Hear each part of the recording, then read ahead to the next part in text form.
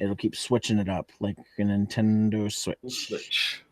Speaking of which, I have my GameCube controller ready to You scrub. You fucking No, scrub. how am I Japanese scrub? PS2, which looks exactly like a regular PS2. All right. I mean, I got my Xbox One controller plugged in. Hey, everyone's got something different. I have my PS quadruple. There you go. PS Quad. PS2, the best system. I love the PS2. Just because you're living in 2001, Brandon, doesn't mean the rest of us are. Hey, I'm telling you, this internet thing is going to take off. Yeah. I'm going to invest in this thing called Bitcoin. Yeah. And one day. Someone's making this thing called like Goggle or something like that. It's gonna be Yeah. Oh shit! Actually, I think you should back Yahoo. I think you got a better chance with Yahoo. Just realized I sent the wrong fucking link. As long as I can drink my Snapple, I'm good. Or Ask Jeeves. Oh my god, you guys remember Ask Jeeves? How about Lycos? Lycos.com. It's funny. I just watched a music video for this band. Oh, what were they called? Heavy something. And it was a music video about Clippy going on an adventure to. Is it heavy, low? No. They were Clippy was going on an adventure to kill Siri. So he could gain his throne back as the best computer assistant or AI. He was never the best computer assistant, even when he was new. I know, but it was still fun. Okay, it was still funny. I'm just gonna turn the old monitor down so no one can hear the menu.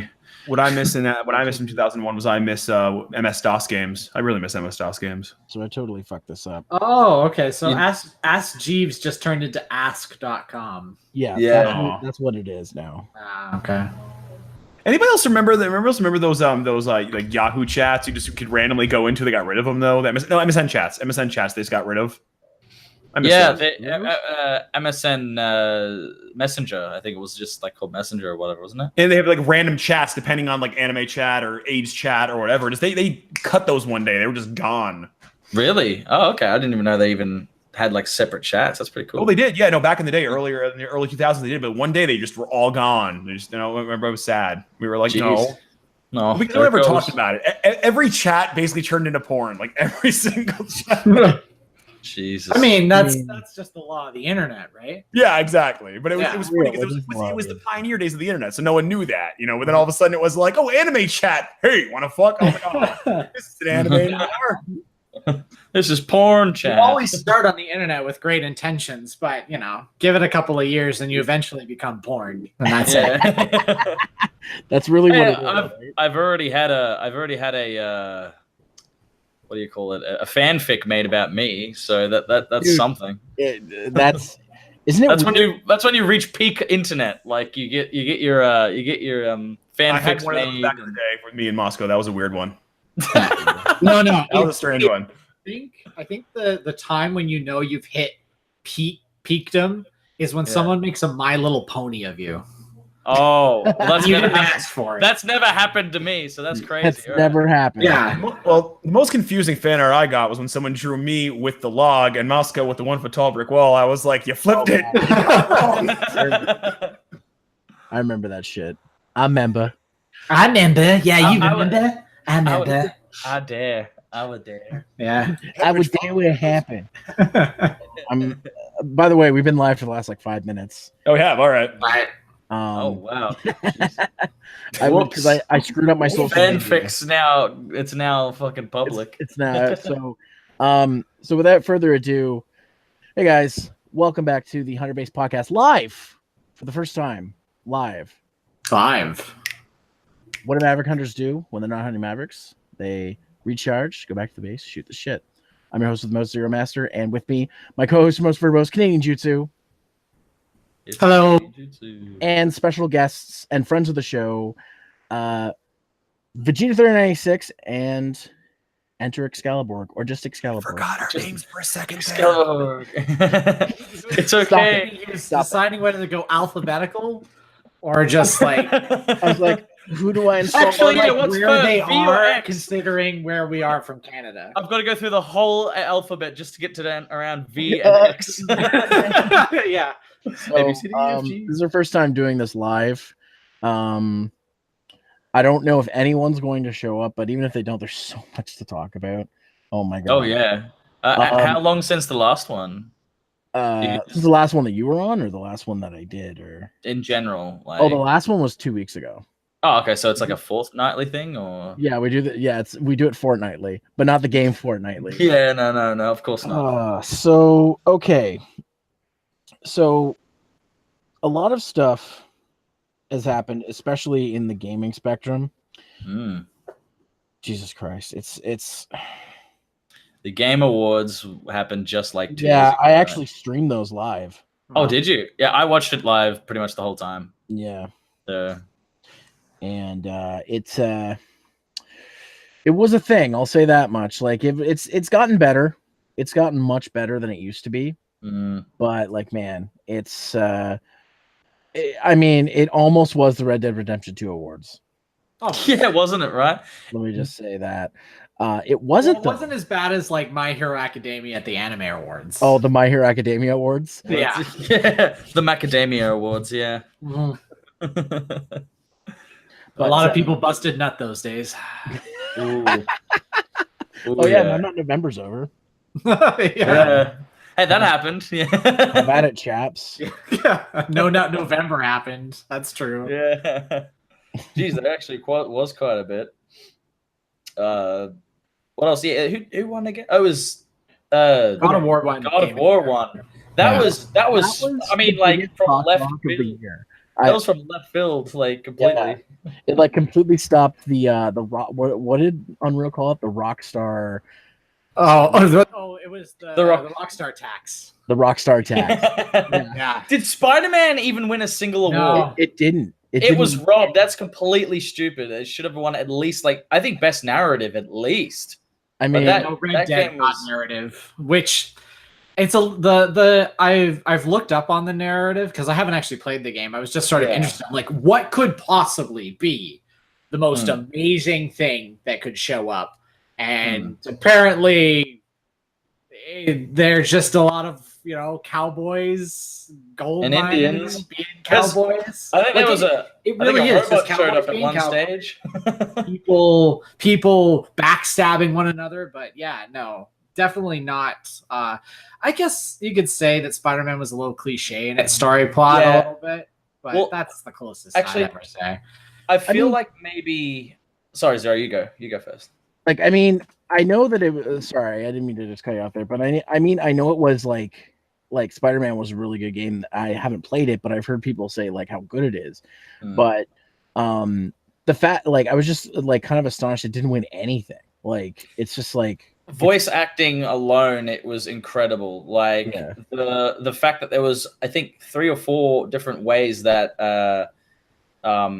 Peter Parker or Spider-Man say his line depending on how fast he was traveling, if he was fighting, like that's a lot of effort put in just for like one character. And the consistency too. Like Yuri Lowenthal had to be very consistent throughout all that, so it never felt like you felt as when you stopped, it just like snapped into a different type of dialogue. It was sort of pulling yourself into that dialogue, and like I won't spoil anything, but the ending scenes were just incredible. It was beyond anything I've ever seen in a video game. How passionate I think both actors, all of them, everybody scene. brought it. Oh yeah, every actor, but like in particular scene, it was just amazing. But anyway, I mean, look, it's happened. The Game Awards happened. It's the same thing. Like you think of like the actor that played I can't remember, Atreus. I think his name is called The Boy, but his name is Atreus.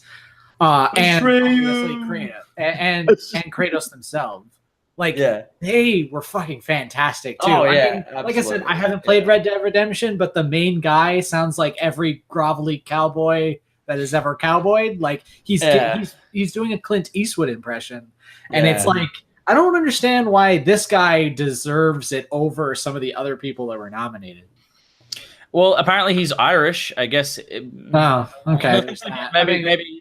to change your voice from an Irish accent to some cowboy dude. So that means you are better than all of us. Yeah, apparently.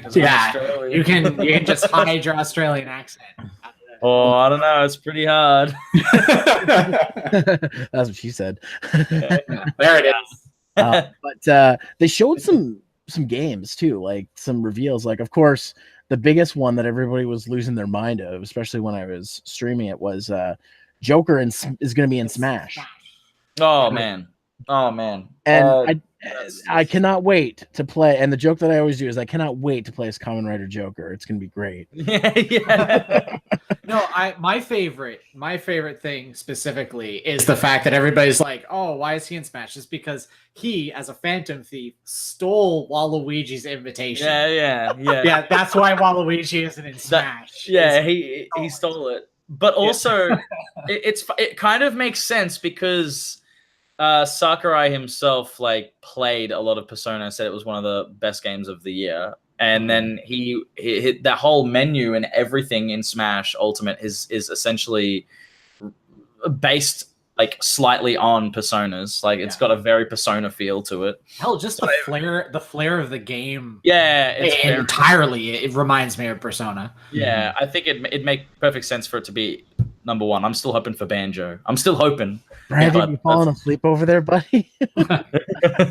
I'm just letting you guys talk because all this is like whoosh. Yeah, because like we always state, Brandon is he's about 10 to 15 years behind all of us. So he's just starting to play Melee a month ago. So I have one now. May actually take off.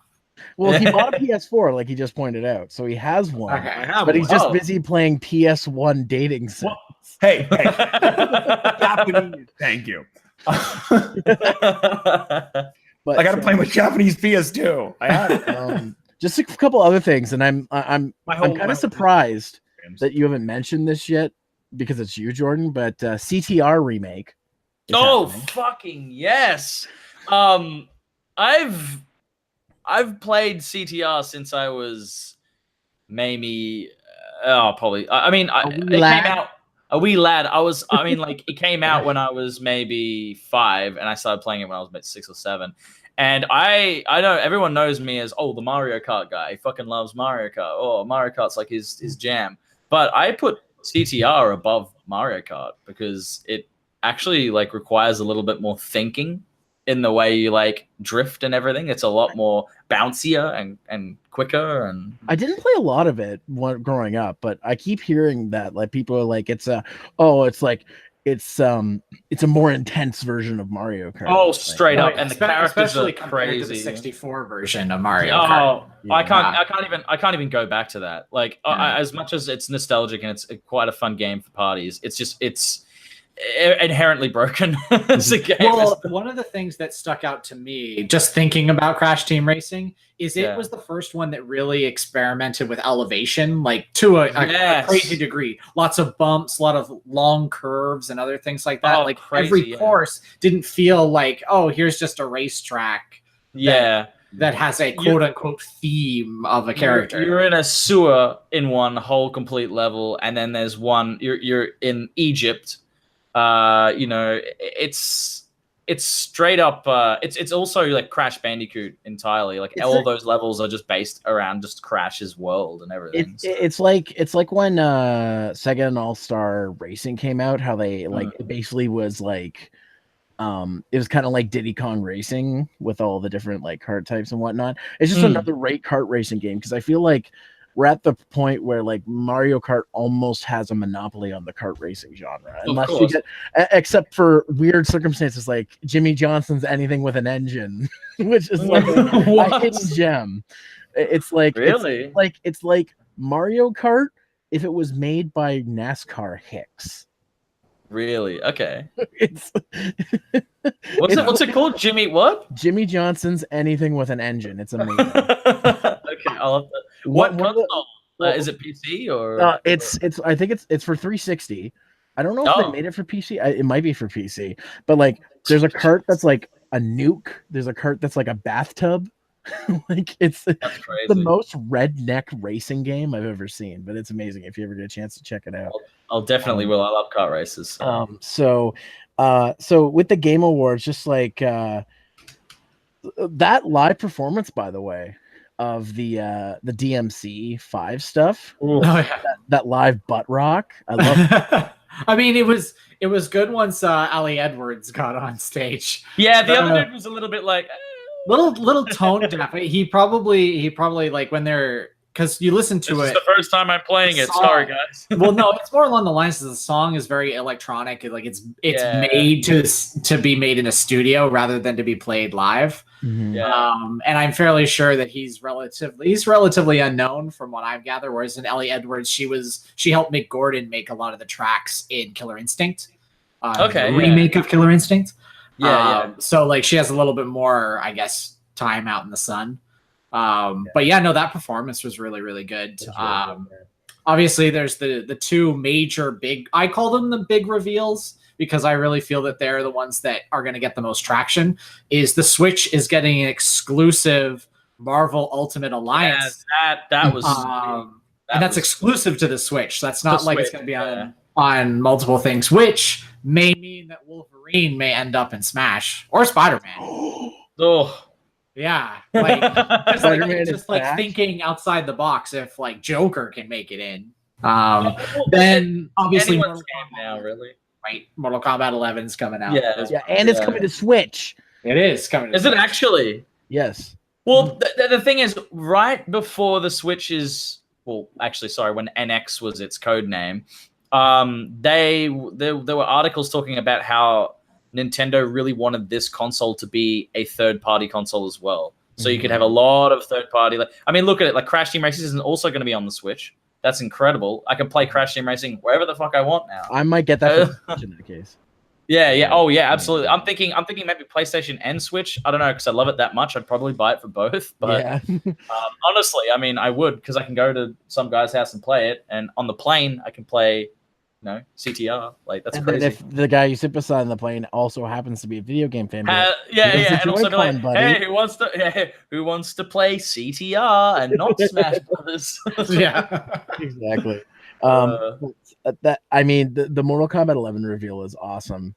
I haven't played a lot of 9 and 10 or XL, I guess it's called, but like I haven't played any of them. I'm an uncultured swine, really. My biggest problem is the controls are different than the way I used to remember it. Like Ultimate Mortal Kombat 3 had it.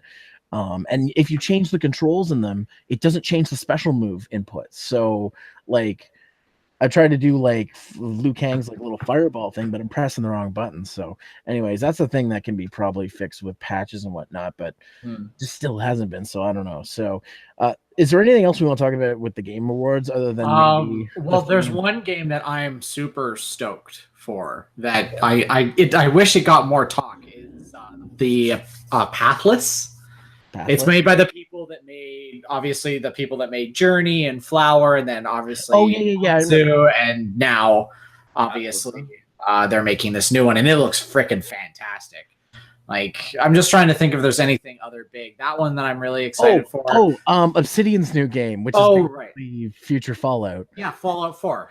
Yeah, it's Fallout. It's actually Fallout 4. Yeah. Have you seen that picture where it's like Fallout 1, Fallout 2, and then New Vegas has Fallout 3 over it, and then this has Fallout 4 over it? Yeah, that's really fantastic.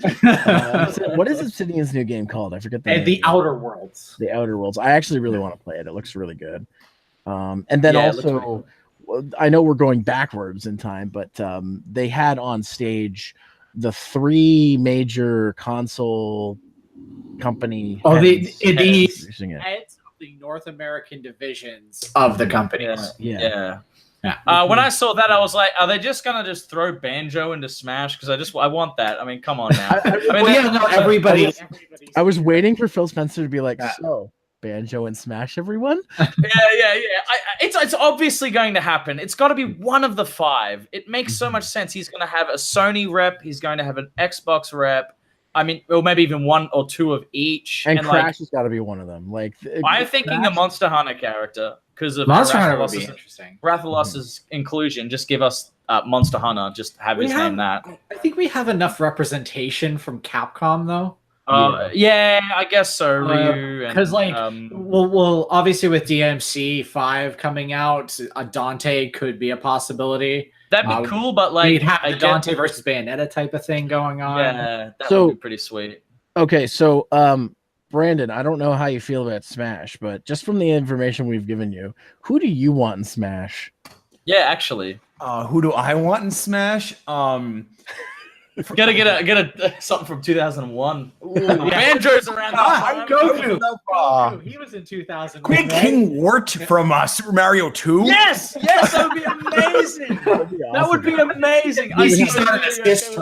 We would have Bowser, King K. Rool, and Wart. Oh my god, that's a trifecta. So I know it'll never happen. I know it'll never happen. It's not recognized, but I'm one of the few who'd want to see Bowsette. That's me. I want to see Bowsette. Yeah. I mean, it could happen. It'll be a DLC Echo Fighter. Yeah. Oh no. What they need to do is a new item, and it's the crown, and it turns every character into a female version of themselves. Seriously, I can't wait for Peachette. Yeah, a Peachette. Yeah. Peachy Peach. What are you gonna say, Brandon? I would actually like to see Jack. Yeah, from Jack and Daxter. Like Jack and Daxter. I think it'd be cool. Yeah, that'd be sweet. I think he's sort of faded into obscurity at the moment. Yeah, it's kind of sad. I liked him. I thought. Yeah, Naughty Dog is gone. If anything, the next best thing would be Crash. I guess Crash could definitely make it. I mean, he's still kind of relevant now because he's still in a lot of games. You could do Ratchet and Clank, I guess, as well. Ratchet. Yeah, he was in Sony All Stars. I think so was Dante, but that was the hip, cool new Dante. So I mean, it could. No, but if you get like Crash or even Spyro, Banjo Kazooie, and all these other characters we're talking Crash about, would break the internet. Like it'd just be cool. It's gotten to the point where you can do if we got all those characters, you could do an 8-player Smash match of just gaming icons. Yeah, icons. Yeah. Because I mean, especially since like Crash, especially because of the 90s like commercials about the doing the Crash suit showing up to Nintendo headquarters. Yeah, with the megaphone and shit. Yeah. I'd probably lose my crap if like Shepard was in it. Oh yeah, from Mass Effect. You could have that's the thing is with Joker being announced, it's like anybody can now. The floodgates are open. Right. Yeah. And that's the thing with this with this game. He says, "Oh, there's 5 DLC characters coming with the stages and everything." That's not all that's going to happen. I know there's going to be more. Yeah. They called it Challenger Pack 1. Yeah. You know, there's going to be more. Yeah, they're going to support the game for probably about 2 years. There's definitely more obscure ones that have been brought in through the years that I've questioned. That I've been like.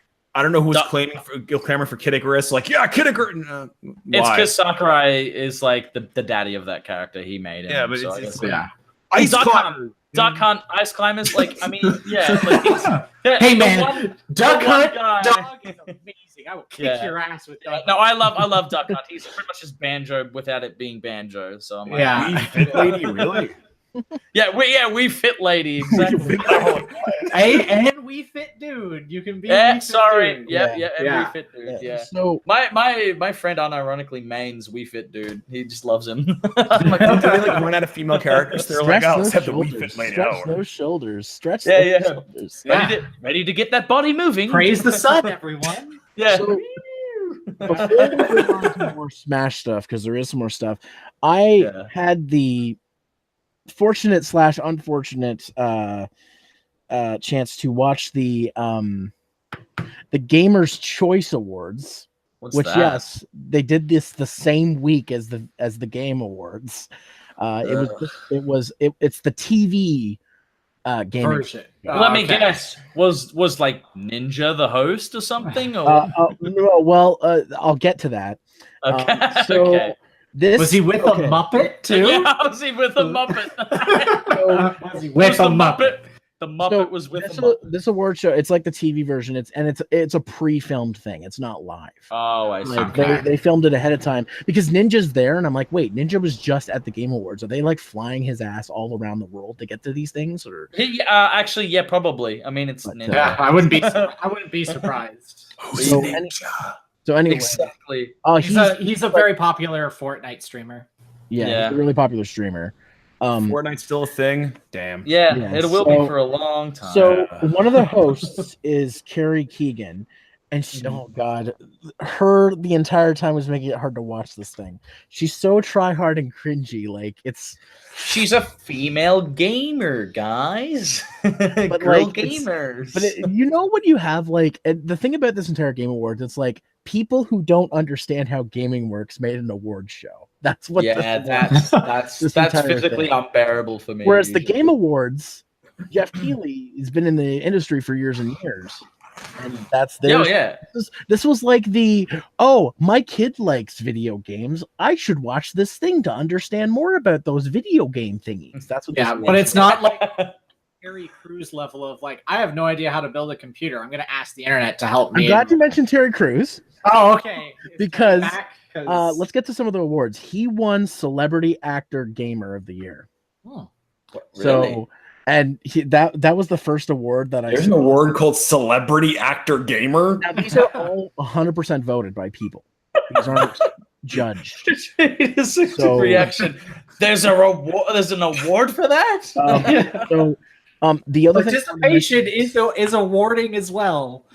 The participation. Man. Well, it's like a popularity contest. That's basically what this is because it's all 100% viewer voted.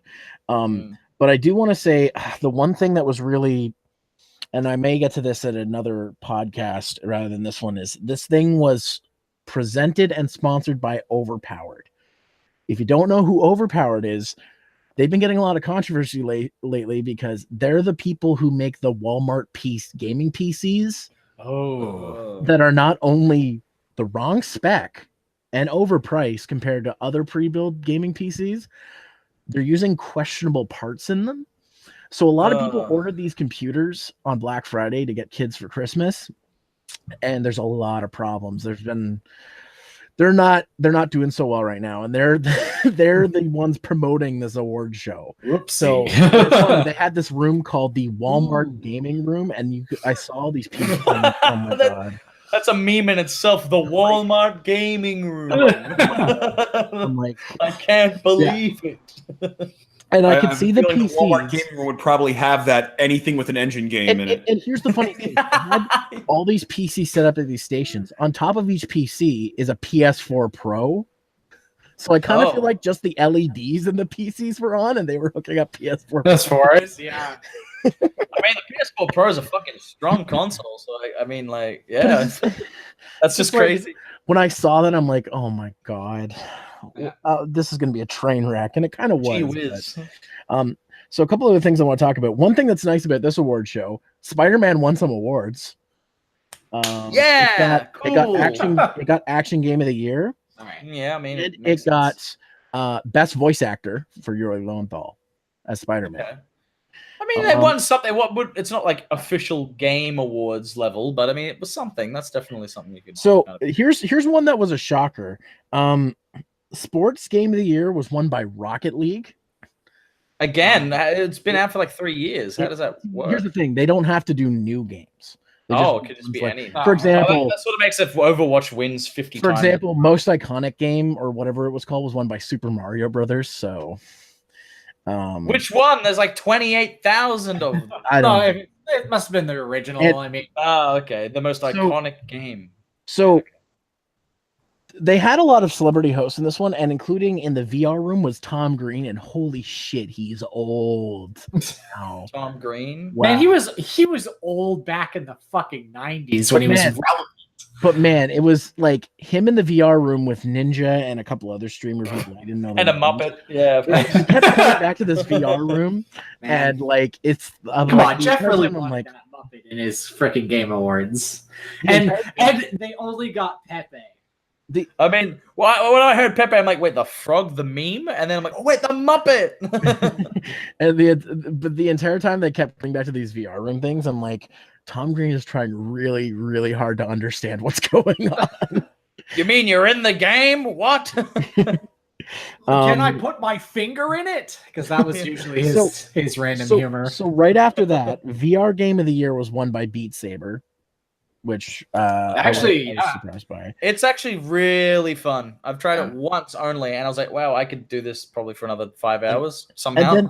And then right after that, because by the way, the opening ceremony was Kiss played a song, so Kiss was there. Like Kiss, okay. And like the Kiss, like yes, yeah, the Kiss, the band Kiss. So Gene was Ninja up there. I'm getting the Ninja. I'm sorry. Gene Simmons and Paul Stanley introduced the tribute they did to Stan Lee. Oh, that's good. So that was actually the Stan Lee tribute was very well done. I can say that much. As train wrecky and cringy as this entire thing was, that was actually really well done. So he has the least relevance to video games. Now, not to say that there aren't lots of Marvel created video games, but I don't think of Stan Lee as a guy that pioneered in video games. I think they just did it because he had died recently, and he was I guess he's a massive inspiration, pop culture sort of. Yeah, and his last animated role was in Teen Titans Go to the Movies. Really? Well, no, I think he has a cameo in the next Marvel. Oh, dude, they have a bank of cameos with him. They filmed a whole bunch of shit. Yeah, but animated wise. Oh, animated. Oh, animated. Oh, yeah.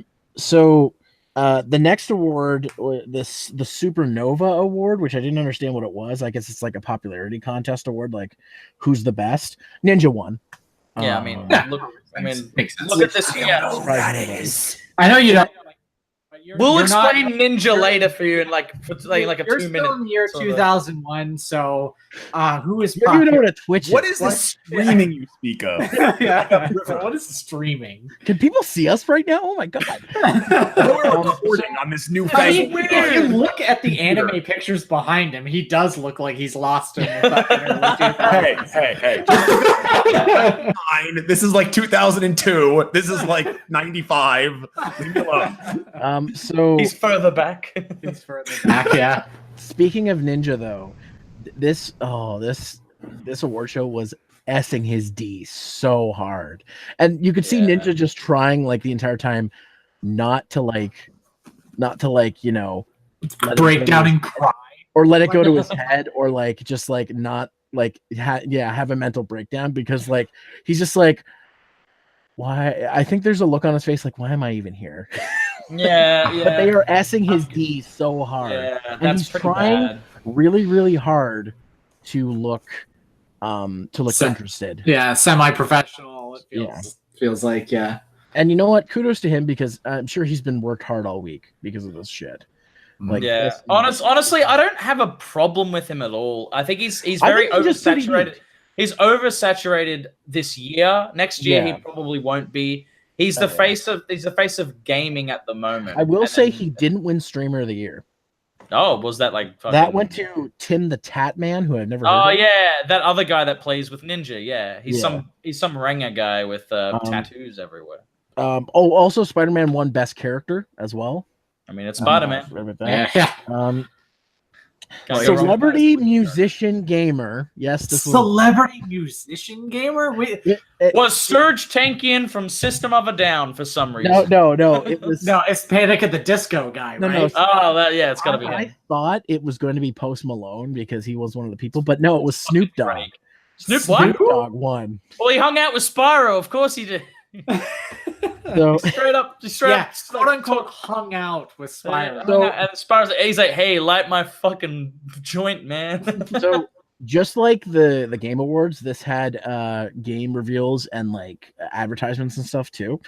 So the two that they did that I noticed were, there's this post-apocalyptic tactical game called Mutant Year Zero Road to Eden.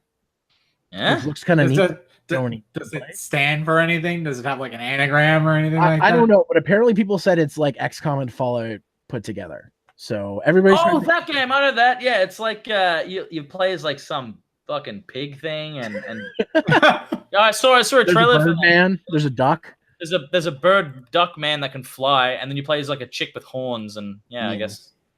So I don't know what you guys are talking about, but the best game of the year, apparently the winner this year was Grand Theft Auto 3. So I don't know what you're talking about. It's Super Mario Brothers 2, baby. Here we go. Super Mario Brothers 2, baby. There we go. You know, 2, baby. Pikmin, the original. There we go. So also they showed off another game called Blancos,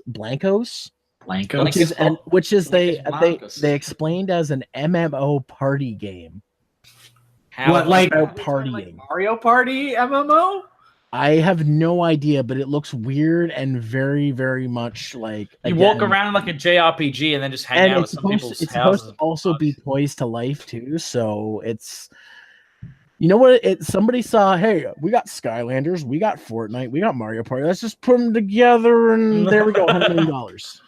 Nice. That's what it feels like to me. But yeah, they promoted the hell out of that, and it's just like.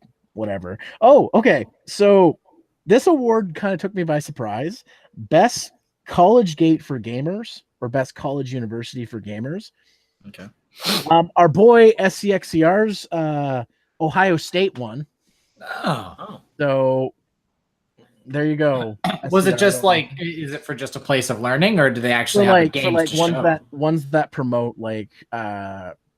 gaming as something that can like they have esports teams, they actually have proper like college academics. Get out of here. Hey man, I just went through school. I didn't go to any college or university. Okay, so before I tell you who won Game of the Year, let me tell you the nominees.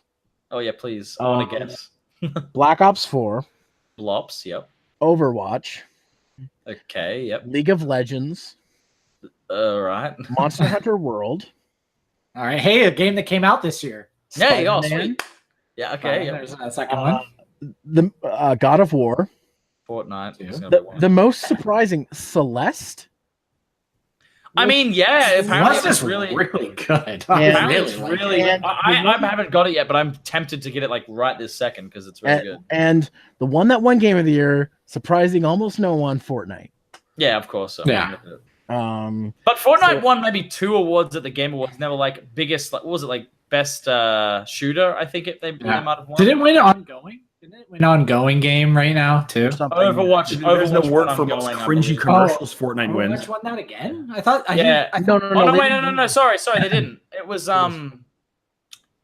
Who was it that won? It wasn't Fortnite. It was something else, if I remember correctly. Ongoing game. I'm trying to think. But anyway, so there was one more game ad. Tom Green did an interview with Tony Hawk, which ended up being an ad for the new Tony Hawk game, which is going to be a mobile game. Oh, what? Can't we just get like a remake of Tony Hawk's Pro Skater 2? Like, Brandon, mobile games are going to be on. Not, you know how you have that flip phone right now, that really, really chunky flip phone. Eventually, you're going to be able to play video games. Go away. Yeah. In all seriousness, I had a flip phone until 2012. Same here. I'm not even kidding. I did as well. What? And then I got it. Yeah, I had a flip phone till 2012, and it was only in late 2012 where I got an iPhone 4 or I think it was 4 at the time. I had an HTC phone, my first smartphone. So behind, I had a Nokia, and it wasn't a flip. It was like a flick phone where it went up as opposed to flicking out.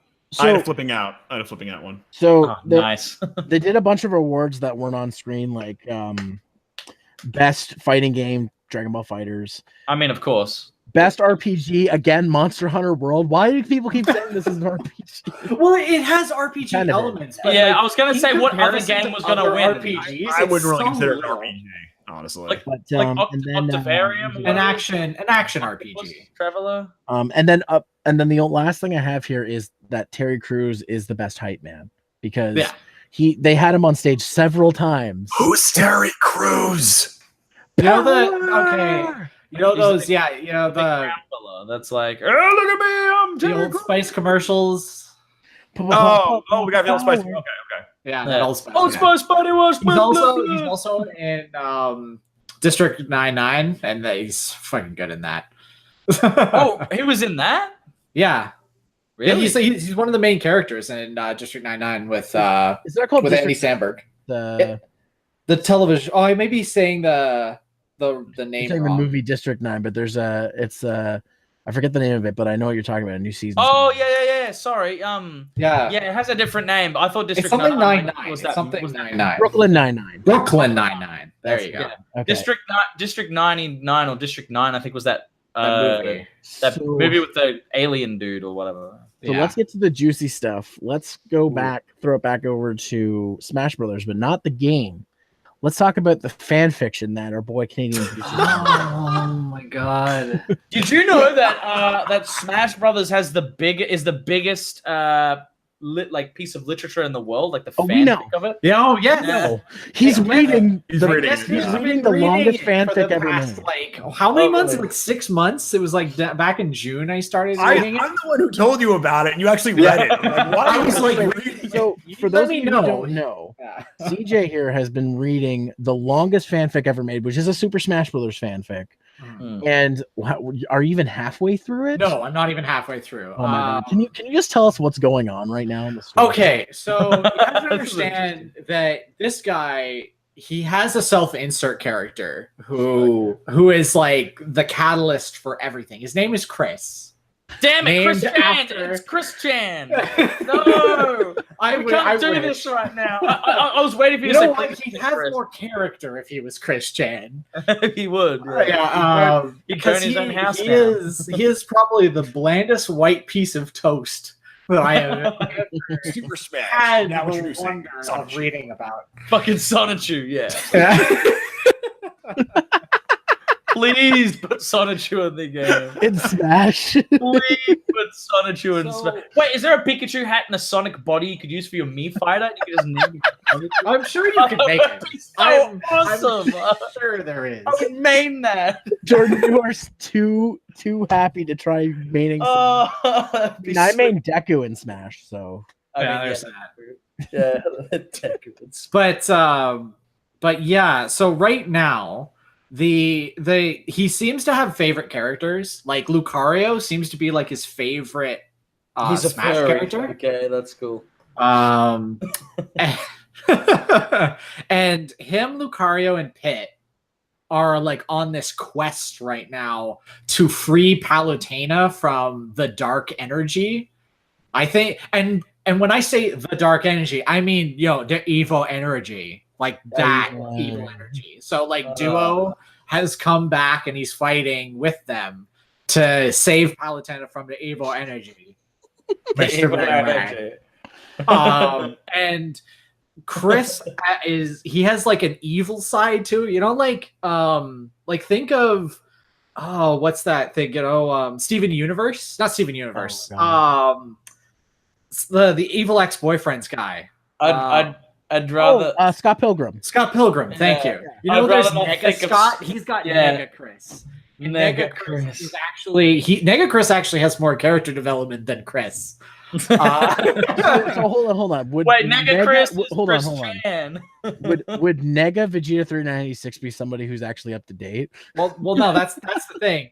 He is Nega already. I killed the good one. He's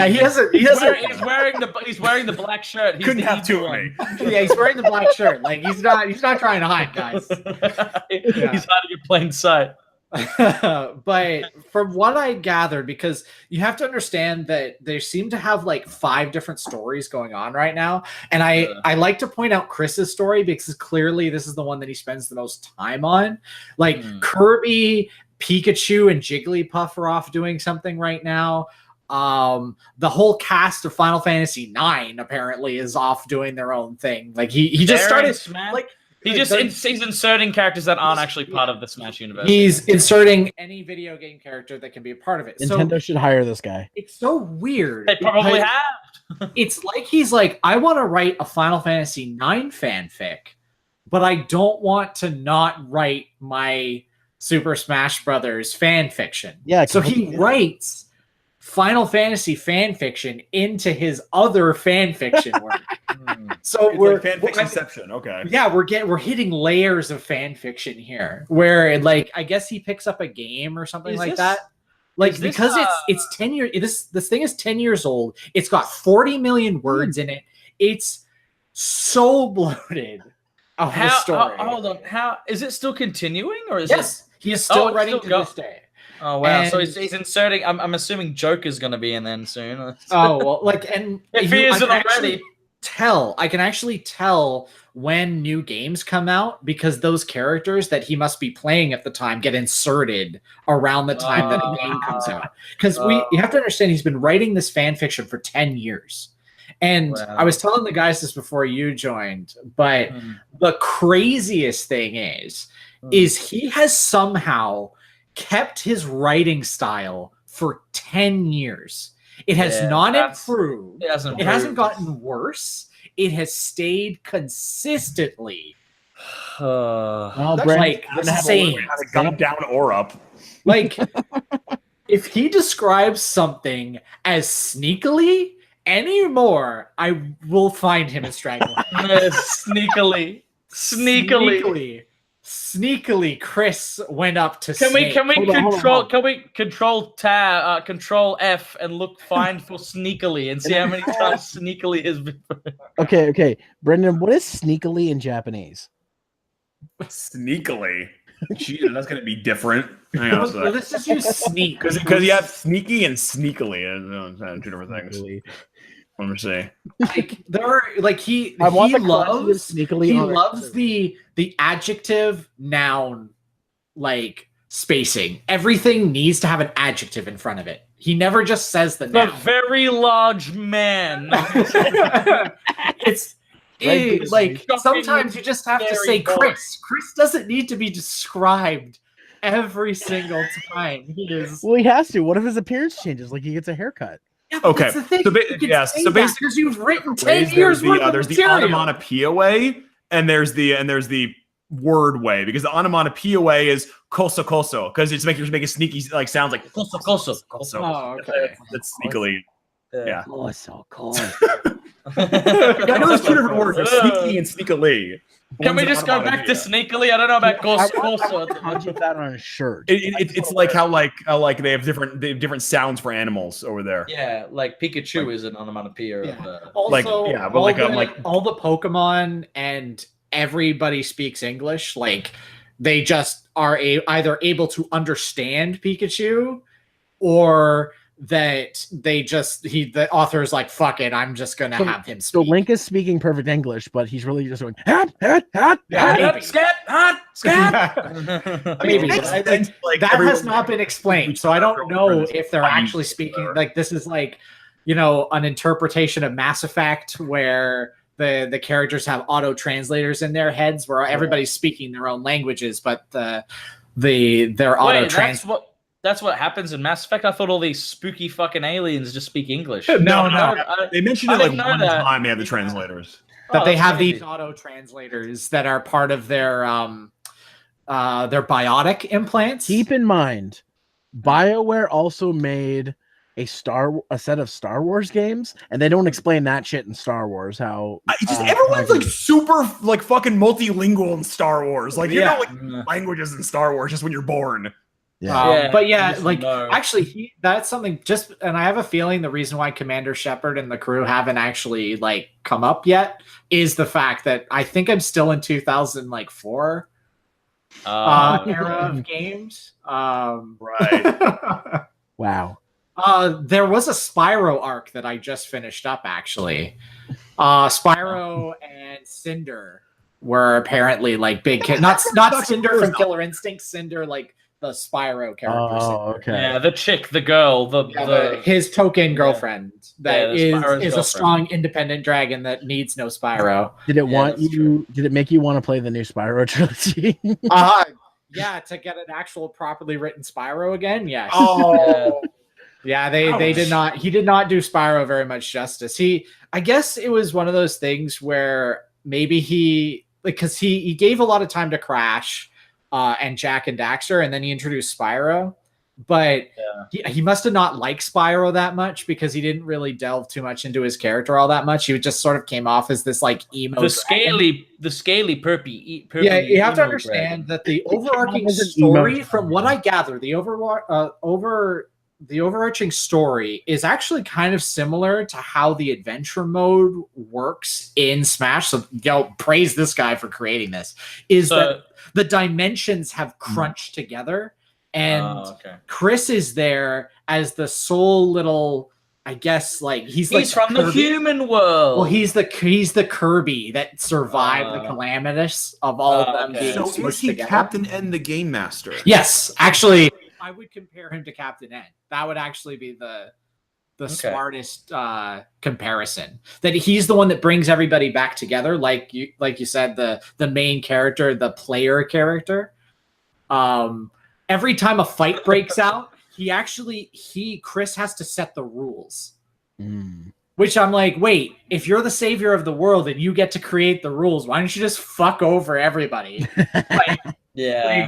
Everybody starts with explodey bombs. Win every single thing. Wait. Maybe the entity in the new mode and the new Smash is Nega Chris. It could be Nega Chris. It's Nega Chris. It is Nega Chris. It's not Galeem or whatever its name is. It's Nega Chris. I haven't gotten far in the event. To be honest, I just solely put all my effort into unlocking every character. That's all I did. And played it with. I had 11 people come over to my house and play Smash. It was ridiculous. I don't remember inviting this many. I look back at the chat. Oh, I did invite 11 people to my house. It was ridiculous. We're gonna have to play online sometime soon, buddy. Yeah, it's gonna be laggy as hell, but I sure as hell want to. Yeah, for sure. Hey, we had Blondie, and he has third world internet. Yeah. So well, that's because unfortunately he's in a small town here in Canada that just doesn't have really good internet. Yeah. Oh, okay. Or he has to pay way too much to even get suitable internet. Yeah. Oh, yeah. No. Well, Canada's one street you guys all live on, right? Yeah. Brandon. All of Canada. Well, that's one street. It's though you may think my name is Andrew, my actual name is actually Stan. And then Zero, he's John, and then I'm assuming Stacy's out there. I haven't seen Stacy in a while. Listen, bud. So I was because they had the whole roll up the rim on, right? So I came outside and lit up a dart, and this fucking buddy's just darting her down the road, just ripping her down the road. Yeah, just ripping her down the road. He had to be going like 80, 90K, just fucking giving her. And there's this old lady. He almost giving her this old lady right in the face. I don't understand your K over here, right? You know what? Over here, where I'm from, we are talking about miles per hour. Thank you very much. Oh gosh, yeah.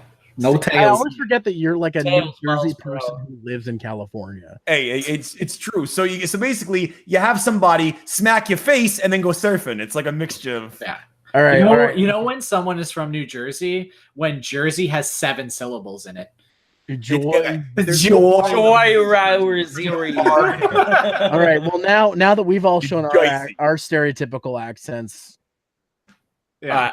Should I write something up because I'm terrible with just do what you did for your dad for that one character you. What do you every mean? Every time I think of Jordan, I just think of. We just go down the fucking pub and have ourselves a pub grub. Go over to the fucking. Just think of every fourth word is fucking. Or cunt or fucking oath, or just bloody hell, mate. Just think Aussie Man reviews. Let's take a look at this Sheila there. So is fucking spelled FUKIN apostrophe? I think it's FUCKIN apostrophe. Yeah. Okay. And my favorite word is struth. Struth. Oh, fucking struth, mate. What's the other one? My friend James Hyperion. I don't know if you've talked to him before. I've talked to him. Yeah, he's great. He is the proper he uses all the lingo. His father is I think the most Australian man I've ever met. He's the most Australian. So he is the son. Yeah, no worries. He is the son of the most Australian man I've ever met. So of course he's going to have some form of lingo from him. But my dad's also very Australian as well. I was going to say like I could tell you guys are all from the same part of Australia because like the first time I heard Haley speak, she has like her accent's like the same way as yours. Yeah. Oh, she showed me a video the other day and she goes, "Do I sound like really bogan in this?" Which means like bogan is very like Australian, like drawly kind of. And she was playing a game. I think it was like Assassin's Creed. She's Yeah. like, oh, what? Well, she's like, "Oh, what the fuck is this?" Like she's really like Australian. I'm like, "Wow, you do sort of sound a bit bogany." And she's like, "Oh no, I don't want to." And I'm like, "That's fine. It's great. Everyone loves it." I mean, I can't argue with that. Yeah, she's great. I've known her for 10 years. I didn't know that. Like, I was like, wait a minute, 2008. I was in grade 9 in 2008. Oh my god, yeah, I've known her for fucking 10 years. That's crazy. She's a gem. She bought me a big rem over there. That's the biggest figure I've ever had. I saw that picture on Twitter. I was like, holy shit. Yeah, I'm like, whoa. When she showed me like on like. She's like, look at these rems. And I'm like, holy crap, they're amazing. I'm probably going to get one of these in Japan because I'm going there in January. I didn't think she was actually going to buy it for me. I was like, what the hell? She's like, which one do you like more? Is it like this one or this one? I'm like, I mean, like, they're both fucking great. I guess I'd pick the one with the wedding dress, like the bikinis. And she bought them. But do you have that life-size bust of her yet? Because I've seen that there's this life-size bust of Rem. I want it, of course, because it's her. God, that would just like to walk in and then you have like the top half of an anime character that is the same size as you. That would frighten the crap out of me. Well, there's a life-size Ram statue out there, like straight up life-size. Full statue. Full statue of her. Yes, I will try and find it. Hold on, because she's like 5'2" or something. Life-size. That's hilarious and terrifying at the same time. Okay, so I'll tell you how large this thing is. Okay, the images. It's her with a broom. Yeah, because she's a maid, I guess. I would too. Oh my god, this is her in front of a television. This is the perfect picture I could. Oh my god. Gosh. In front of a television. Unfortunately, she has the thing under her to keep her up, but she's quite the size. Are you gonna throw it up on your? How do I actually do that? How do you? Is there a thing that we have to? I don't know. You need like XSplit or something. I mean, you could screen share it. You could like make it full screen and then screen share. Maybe. Oh, can I do that? I don't know if you can do that because it says here like I can. Technically, I can. Oh, I can share. Like I just click share screen over in the Google bar as you like move over to the where we are in the live event. Is it left where it says control room, Q&A, showcase, screen share? Yeah. I'm gonna click it now. Oh god, we get to see your screen. Share my entire screen. Fine, that'll do. Yeah, let's see. Okay, so. I can see myself. That's it. Look at this. Oh my god, Jesus! It's massive, and if it was like fleshy, that would be even better. But it's not. It's like made out of. If only you could blow her up. If only she felt soft, but she's just made out of straight up. Like, look at that. That is massive. Brandon, imagine walking into your room and seeing that, going, "Oh, holy god, Jesus, that's amazing." What is that? That's Rem. Life-size Rem. It's like life size. Look at the TV in the background. Like that's at least a. She's 5'2". I need a really big figure. Yeah, that is massive. Yeah, and you can see like the ones in the left corner. Like, for comparison, there's like a few in the cabinet in the left there. That is huge. Oh my god. Her whole head is bigger than at least 2 of them put together. I'm not saying I don't have several figures in my room. Like, that would actually frighten me. Like I don't know how I'd feel about that personally. What do I have here? I just have my Shovel Knight amiibo. That's about it.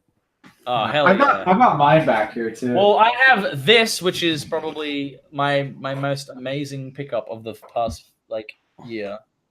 I got Comic Party. Yeah, I got Twin Sisters. That's all I got. The banjo. Oh, all my naughty figures are all in my closet right now. The naughty figures. I wonder why that is. He's got a 32 gigabyte USB card. This was the only thing I had of RAM until Haley bought that thing. It was this little mini RAM here. I do have Rin. I have Rin from Love Live. Oh God. Love Live. I don't know where mine is, but my Love Live figure is Nico. I like Nico. Yeah, Nico? I have a cat named Nico, but he's I not actually got Nico from a street sale in Akihabara. Oh, really? Yeah, because like during the week, good times, like the good weather, they would have on the weekends. They'd have like a street sale in Akihabara. You could buy like anime stuff. Yeah, awesome. I still can't find Katsuragi's skirt. When I was moving from my old apartment, I lost it somewhere, and I've never been able to find it. So it's just skirtless Katsuragi. Yeah, which sucks because now I can't make the upskirt joke with her boots. Her beats. I call this one up and this one skirt. Why are they called that?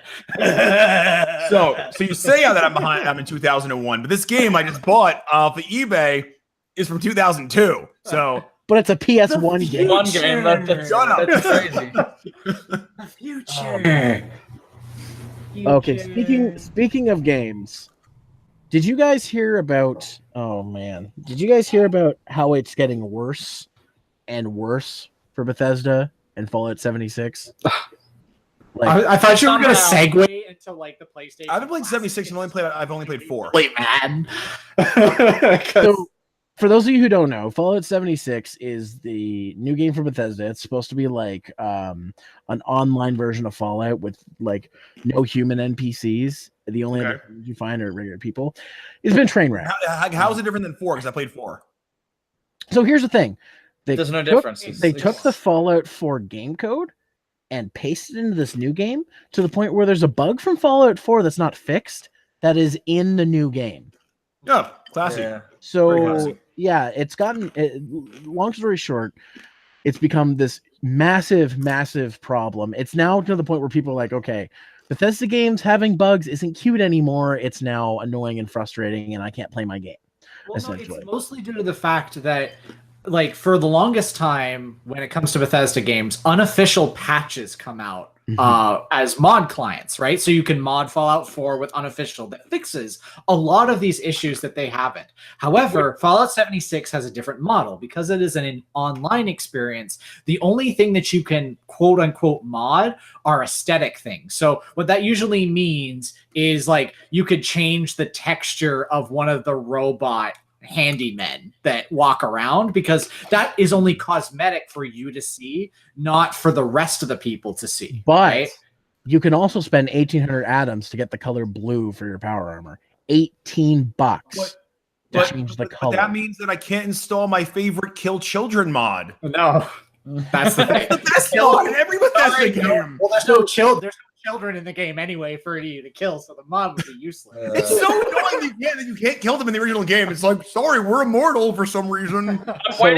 I'm waiting for the feminists to be like, wow, look at all these cis white male characters in this game, because that's the only people that play this game, basically. Like, but see, that's the thing. It's like MMOs. Like, I mean, I play Final Fantasy 14, and I have a girl Rogadin. Like, I don't play. I make my character a girl like almost all the time. Like my Monster Hunter character is a bearded lady. Aaron Hansen said it best. Why would I want to stare at some dude's ass when I can stare at some girl's ass when I'm playing the game? Yeah, well, for like the 4,000 hours that I've been playing this game, right? Yeah, exactly. Or like in the case of I always play a dude, like Mass Effect or Dragon Age. Or in the case of something like Monster Hunter, half the armors look ugly, and some of the exclusive armors are for female. So it's like, why would I play a dude?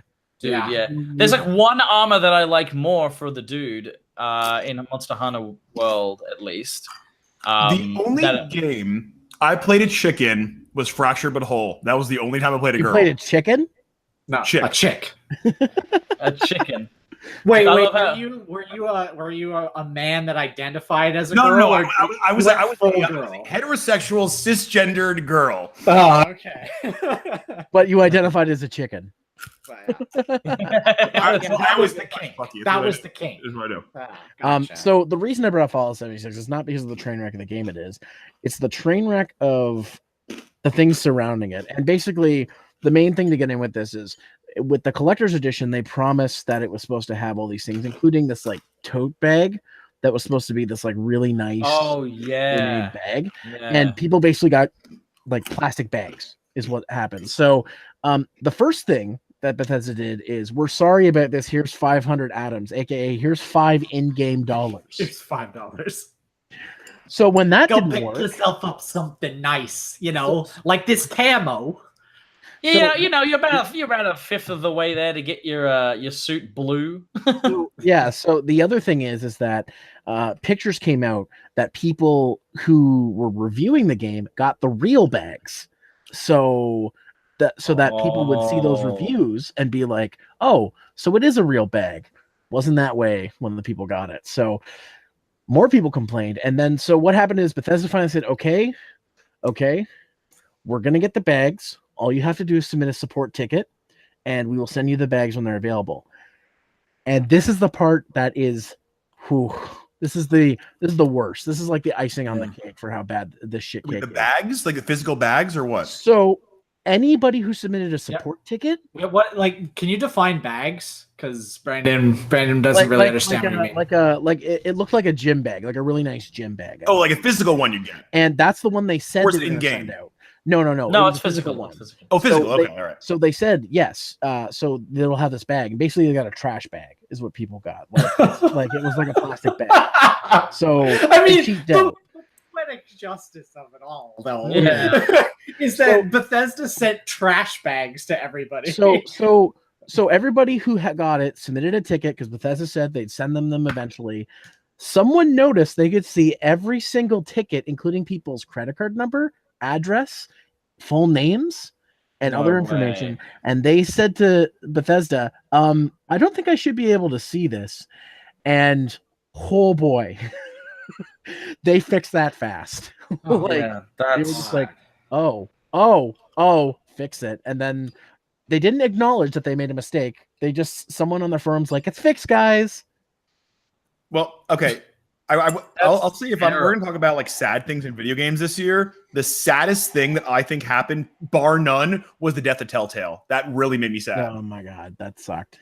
Yeah, but I'm so sad. I love Telltale. I wasn't really a big fan of Telltale. All I know is that apparently the group of guys behind Telltale, they were like treated like shit, apparently. Oh yeah. Well, the employees had long work hours, and the biggest problem with Telltale was the fact that they had so many licensed things. They didn't actually have their own games.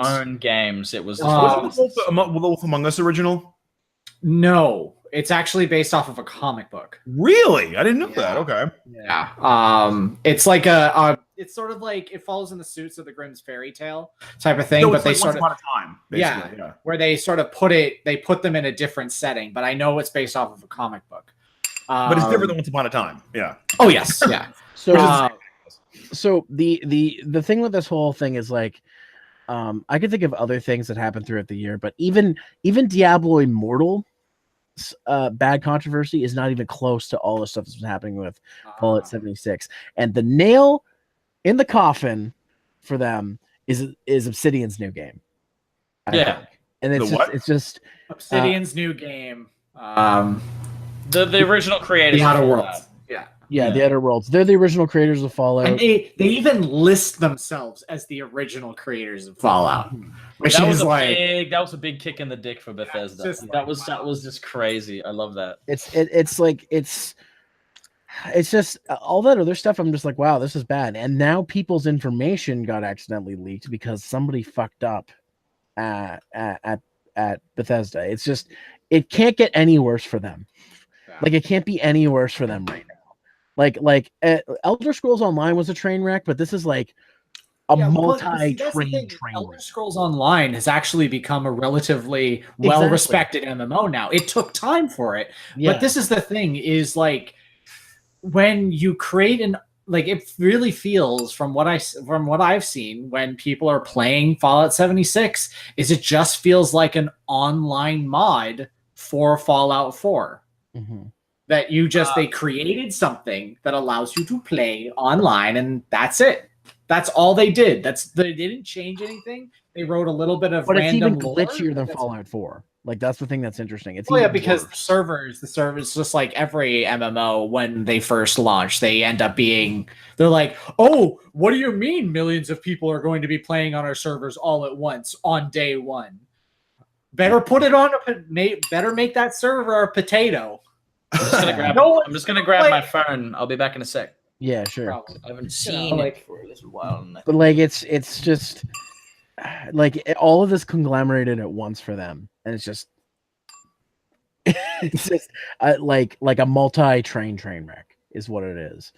And like my only hope is that they bounce back like they did with ESO and fix this somehow. But like I think that they really should just drop it. Like, as much as I would love to see like some sort of resurgence or rebirth, there's only a few companies that would be capable of doing it. Bethesda is one, but they've already done it once. They already did it with ESO, and like Square Enix, they did it with 14. Well, Square Enix remade the entire fucking game, basically. Yeah, that was funny. The thing is, they did it. Look, 14, they didn't remake the entire game. A lot of the problems that we still hold to this day in 14 is because 1.0 was still used as a base for it. So a lot of the UI problems, a lot of the other things, is because the base spaghetti code that was Final Fantasy 14 still exists. Because it's difficult to try and redesign that core aspect of a game and still have characters being able to be transferable and other things like that. Because there are still people, their accounts are still up from like seven years ago when they made their first character in 14. You can still access that to this day. So that means at least parts of the character server still run 1.0 data.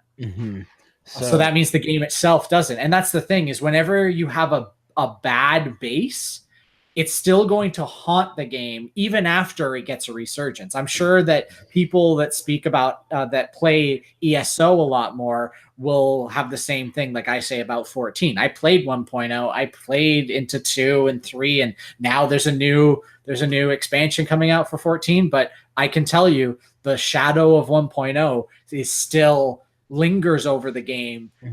Like 8 years later. So when it comes to this, I'd say Bethesda needs to cut its losses, reduce that game down to $30.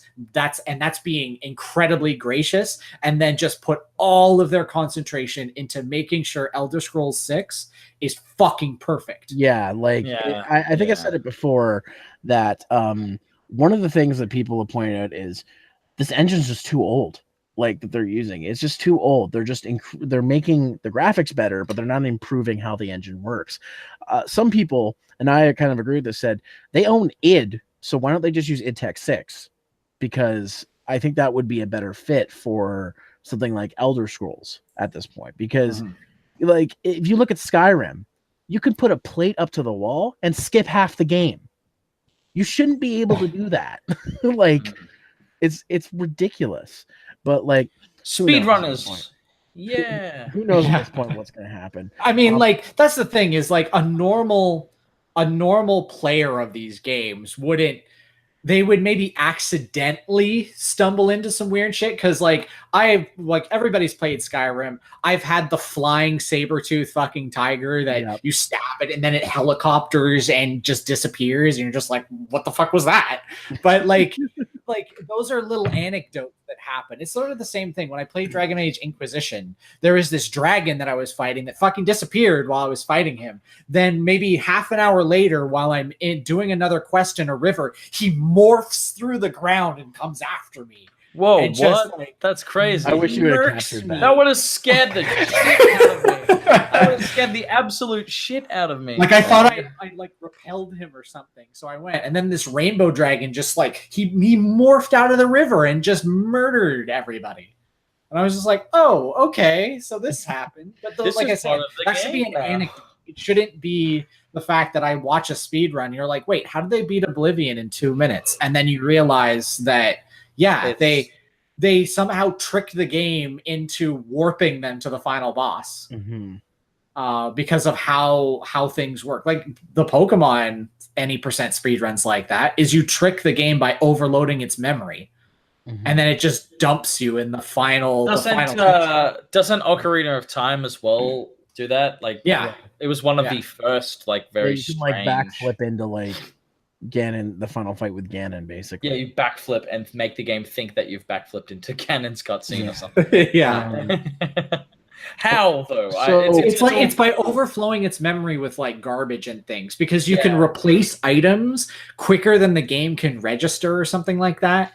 I don't know the full details. It's so much for me to comprehend because I'm not super into that. But that I wouldn't say Ocarina of Time is a broken game because that can happen. Oh no, absolutely not. It's a very good game. Yeah, that's the thing. It's like I give a pass to things like Skyrim when random shit like that happens, because the game has the capability of breaking and giving you these crazy scenarios every once in a while, but the general experience for the people playing most of the time is just what the game is intended to be. Now, when it comes to Fallout 76, these anecdotes are just becoming commonplace. People are going out and they're just running into enemies that are T-posing everywhere. Yeah. You know, like they're not even animated. I want a game like that.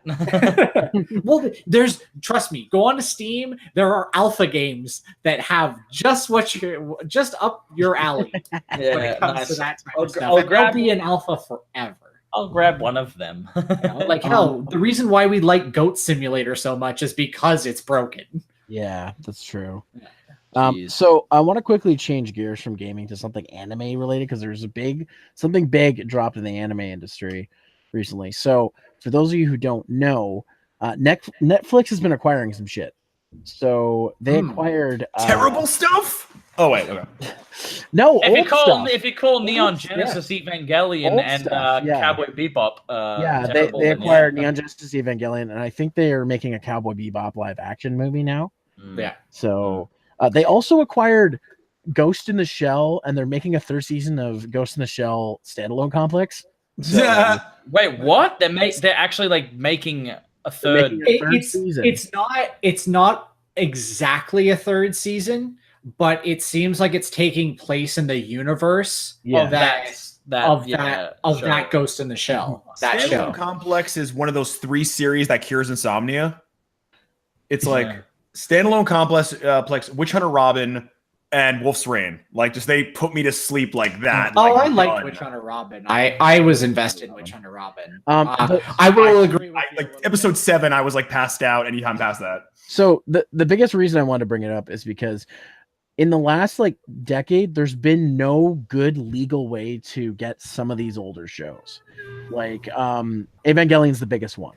Like a few years ago, they released a Blu-ray box set only in Japan, and the last DVD set that came out here was with, I think, ADV, and they closed their doors a while ago. I have the whole of Neon Genesis Evangelion on DVD here. Same here. I bought it for $10 because I used to work at a place called Video Easy, which was a video / DVD / whatever rental place. Right. And they were going out of business. And I saw that, and they gave me the option. So if anything hasn't been hired out for over a year, you can put that down as an X rental, which means you can sell that copy. I went through all of the anime because I'm like, fuck it, might as well. Neon Genesis wasn't hired out for about a year and 4 months. I'm like, I'm going to buy this. So I put that down. I put down, what was it? There was something else.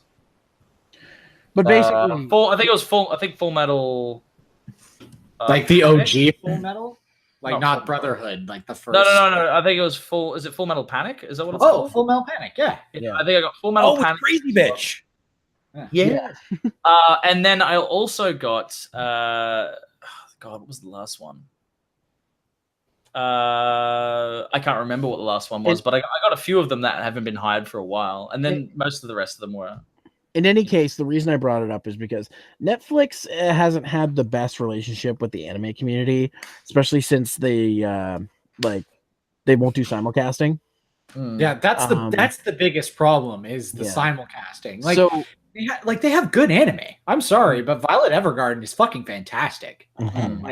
And they released that episodically once a week, and it got rave attention because of it. Yeah, but like. the main reason I think is because like something like Evangelion that hasn't had like a license in a long time, and not only that, and this is kind of sad, but they're not using the ADV dub, they're redubbing No, it. they're redubbing it, which is like what? They're redubbing Evangelion? That's licensing issues. There's a lot more. There's a lot more that goes behind the scenes about that type of stuff, and like copyrights that are still being held. But what I will say is this could be the first time we get the Blu-ray version of Evangelion, which would be nice because so you can see crayons in Super Blu-ray. Yeah, exactly what people want. Yeah, that's what Blu-rays are in the future, Brandon. Well, we're at the time. I'm going to recreate the finale. You could be like, well, what is this Blu-ray thing? We're like, we're in 4K, 5K, like sort of right now. My money's on HD DVD. Yeah, that's where my money is. But the biggest thing that's come up with a lot of people is that if they've got this, there could be other shows that they might be gunning for. Because I think what they're trying to do right now is they're trying to build up their library of anime and not so much newer stuff, because newer stuff's harder to obtain because you've got Crunchyroll, Funimation. Yeah, but I don't want them to redub that shit. Well, that's the thing, is they're going to have to. It's not like they're doing it to screw over the old people that dubbed it. It's because of all the licensing. No. Trust me, I understand how that shit works. I'm just saying I would rather watch the old one with the old dub. Well, yeah, but that's why you find old DVDs. Exactly. Yeah. But you have to understand that this isn't for us. This type of working and getting these old shows brought to the thing isn't for the hardcore older anime fandom. I mean, it's to provide a library of anime for people that are being introduced to it. Like exactly. Like Netflix is the biggest streaming platform on the planet. It is. Yeah. And not everybody watches anime like we do, right? So if it gets brought back, like the Sailor Moon is a good example of something that could benefit from this, get high definition, proper Sailor Moon episodes. Hell, like Dragon Ball's been redubbed how many times, and they could probably strike a deal. Netflix version of Dragon Ball. No way they're going to do that. Funimation's going to hold on to its thing, but like this is the difference between Netflix and things like Funimation, Crunchyroll, and what's that other one called? There's another one, I think. Yeah. They are sort of more of every time they're simulcast, like they always promote the most recent anime from Japan, whereas no one's really promoting a lot of the older animes. Like exactly. I know, like, because I'm just thinking about it, but like because of your background, but like Oh My Goddess, like that would be cool to get proper remastered HD versions of Oh My Goddess. Now, obviously, if you like the older dub, what you can do is you can go and get you go to your Blu-ray player and you stick it in your PC and you rip those videos, and then you use your video editing software to just put the old dub. No. One thing I do want to say, I'm confused about this ripping. What is this thing we're doing here? I do want to say that as far as I know, they haven't announced, it hasn't been 100% confirmed if they're announced they're getting Cowboy Bebop, just the anime for the streaming. But I assume if they do that one, they're going to be able to keep the dub. Like some things they're obviously going to be able to keep the original English audio for because it exists or someone owns it. Yeah, but it's gone past a certain amount of time that most of the copyrights or other licensing agreements have either expired or are outdated. But something like, say, like Evangelion's DVD release, and because of the rebuild movies, it's owned by another company that's why they have to redub that one. And honestly, I know how that worked. I remember I used to intern at an anime company. I know that. But what I wanted to say is I actually am kind of interested to see what their new dub would be like, and just to watch Evangelion again in like HD, which would be nice because I have the DVDs. Do we know who is licensed? Like has the company that's doing it? I'm not sure because Netflix. Keep in mind, Netflix has a bunch of their own made animes, like the Castlevania one, for example, and it's very well dubbed. So I don't know who dubs that. So maybe they get that. Well, that's the thing. It would be dubbed internally with Netflix, but they may find like a company, like a third party dubbing company that will come in and do it. Now, obviously, I have a feeling that they're going to try and find they're not going to find like Joe Blow Joe Blow's anime dubbing. I feel like they're gonna license it out to like Media Blasters or something like that. Yeah, or Sentai Filmworks or something like that, just to Netflix is in California, so and Media Blasters in New York, so they're probably gonna do like Sentai because that's more California. They could do Sentai, yeah. Sentai seems like the most likely, and there's a lot of really good, talented people working at Sentai Filmworks. The problem with Sentai, I mean, I like a lot of the stuff. Evangelion. I like a lot of stuff they choose a license, but the problem is with Sentai is half the time they say, that's not gonna be fun. We're not gonna dub that shit. Just throw it on DVD. Call it a But day. if Netflix is putting the money ahead. Yeah, but this is like Netflix is like he said. Netflix is putting the money, and they're gonna actually put them Brandon on television. Brandon, you need to talk to your agent, and you need to get in the dub of Evangelion. Yeah, now it's the time. Now it's the time. You are Shinji Mikami. I'm still waiting for the Hentai OG Tawarawara Neko dub. If I were to get in a redub of Evangelion, I would probably end up being that friend guy, who tries to be a pilot for like one episode and then gets like crushed. And I can totally see you doing that though. Like the voice sort of, and he punches Shinji in the face in like the first episode. Man, fuck up, you little pussy. And then he never actually mans up ever. Yeah, a funny story because man up now. Funny story. Back in the Voice Acting Alliance, me and Micah Solsud were like always cast together, and I was always his teammate best friend. I was always the best friend in every single fandom we did. I was the best friend. So why aren't you Black Star? You should be Black Star leader. That's the thing. I mean, I was typecast as a blonde guy in like every single one that I did on Voice Acting Alliance, and the only other person that I ever voice acted a lot alongside of was, I guess, Azure Crow, he goes by now. And he would always kill me in every single one of our fandoms. Let's kill him back. Yeah, I was like... I miss the old crew. I miss Kira. I miss Kira. I miss doing stuff with her. Yeah. There's all types of things. Well, it's funny because like when I brought your name up when I was meeting... Lisa Ortiz, it kind of felt like she knew who you were. So like if the VAA was still around, you'd probably still be. Yeah, I would. I'm so sad they went away. I love the VAA. Yeah. Yeah. I mean, if no one was willing to manage it. Gundam Seed Destiny. God help me. It's funny because I've heard good things about the VAA, though I've experienced awful things from the Abridged forums. Like it's like. Something you just cannot ever go back to. That place needs to go deep. No. The VAA was very accepting back in its early years. I heard good things about it. It was filled with Mermaid Melody fan dubs and Oron Host Club. That's what it was for like 3 years. And Mermaid Melody fan dubs and Anchorman. Martin will never let you live that joke down.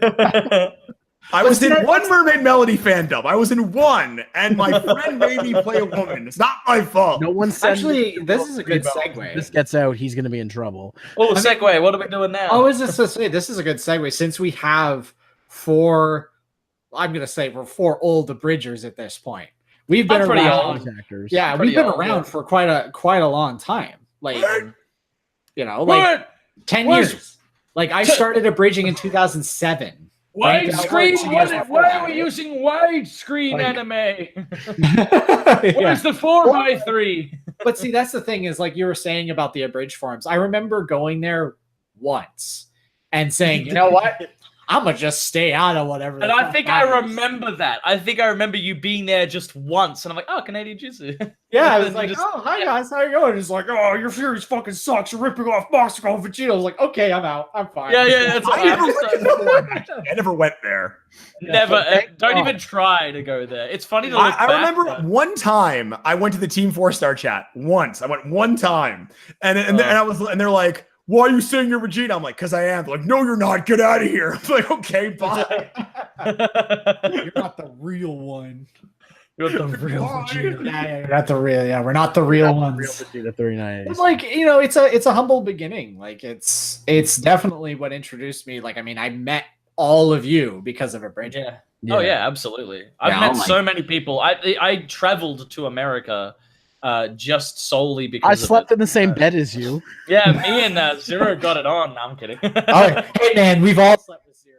Gross. Somehow. I think Brandon slept in the same room as me, but not the same bed. Yes. I think that's the next step, Brandon. We gotta sleep in the same bed. Like, that's the thing. It's like, trust me, you feel like you're sleeping with him when he's in the room because I remember. I slept in a closet one time at an anime con. Remember that? Oh, dude, my favorite memory from a con, the first Anime North we all went to. I think what I said is everybody was saying goodnight, but they kept going. I'm like, oh no, I can't put the call on hold. Yeah, that was back in good old Skype days. You know what Skype is? Yeah. Skype. Now we use Google Chrome or whatever this is. Yeah, right. Normally we use Discord. Hangouts live. Yeah, Discord. Yeah. You can't do Discord. Discord's the big one now. But yeah, like that's the thing is, I remember that. I remember that night. We were all talking. We just wouldn't shut up. That's the same with every night, though. There's always someone that goes and they just make like a fart noise, and you're like, let's talk again. So I don't know if you know this, but next year is the 10th anniversary of the Abridged panel at Anime North. The 10th anniversary of that panel. So we gotta do something special. Oh gosh! Like we gotta think. Oh, we could release episode 33. oh, the fee of the heart. We're still behind on meeting on that, guys. You know, just a little bit behind. Yeah, no, I've been super busy. That's my. We've been busy. It's the holidays. It's the holiday clusterfuck. I think we could lock it in for January, maybe. And then we can, What do you think about that? About episode 33. Lock it in, Eddie. Talk about it. There's another Australian joke for possibly. So. Lock it in. We have Lock It In Regis. That was ours. Oh, really? I asked this Eddie. Eddie sounds so much better. Come on. I think Eddie just rolls off the tongue. Who wants to be a millionaire, man? That's how it went. But Regis? What the fuck? What is a Regis? he's like a talk show celebrity. Okay, fair enough. Do you guys remember what your first comedy voice acting sketch you did, whether it's abridging or not? Oh yeah, no, I remember 2004. It was actually before Martin did his first episode. I actually did a short little 5-minute Yu-Gi-Oh voiceover comedy dub. Really? Okay. It was on my channel for the longest time, and I remember that because I was like a weird scene with I think it was the episode where Yugi was facing with the Slifer against the mime dude, and I did like a 5-minute audio vocal thing. Mm-hmm. Mine was Full Metal Alchemist. Before anything, I did a trailer for a Full Metal Alchemist Abridged because no one at that time had a good one out, apparently. This was in 2010, and then Falera. Oh man, Australia doing a Full Metal Alchemist Abridged. I've never heard of that. I miss Chad. Then that got completely thrown in the water because I deleted that channel and then I made Dokuro-chan, and it was an awful decision. But hey, I mean, I'm here, so I guess that's Jordan, I got a question for you. What was the third Abridged series that was made? The third ever Abridged series? The third ever. What was the third ever? You always like to pull this question out of your ass, and I do, and I want to see if Jordan knows it. Oh no. Okay, so you've got the original shit that I remember was before LK. There was that what is it Inagata Davida? Didn't he do we're starting with LK. We're starting with the Abridged series. Oh, yeah, so Abridged. Under the there was Yu-Gi-Oh. Then it was Naruto, I know. Yeah. Which was... That was us. And what was the third There was a third.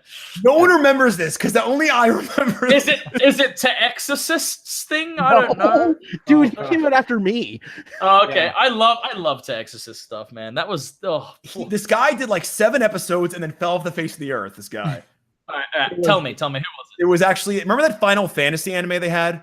Oh yeah. No, Final Fantasy Abridged. Unlimited, Unlimited. Yes, Final Fantasy Unlimited. That was the third Abridged series. Oh my god! Why out of everything? You think it's Yu Hakusho? Yeah. No, Lanny was relatively late. Yeah, later. He was. I was thinking big anime, there's Yu-Gi-Oh, there's Naruto. When it comes to I kept checking Abridged after my episode 1 came out, and the first guy that ever popped up was Final Fantasy. So when I think of Abridged stuff, the first generation would be like Yu-Gi-Oh, Naruto, Yu Yu Hakusho, HBI stuff.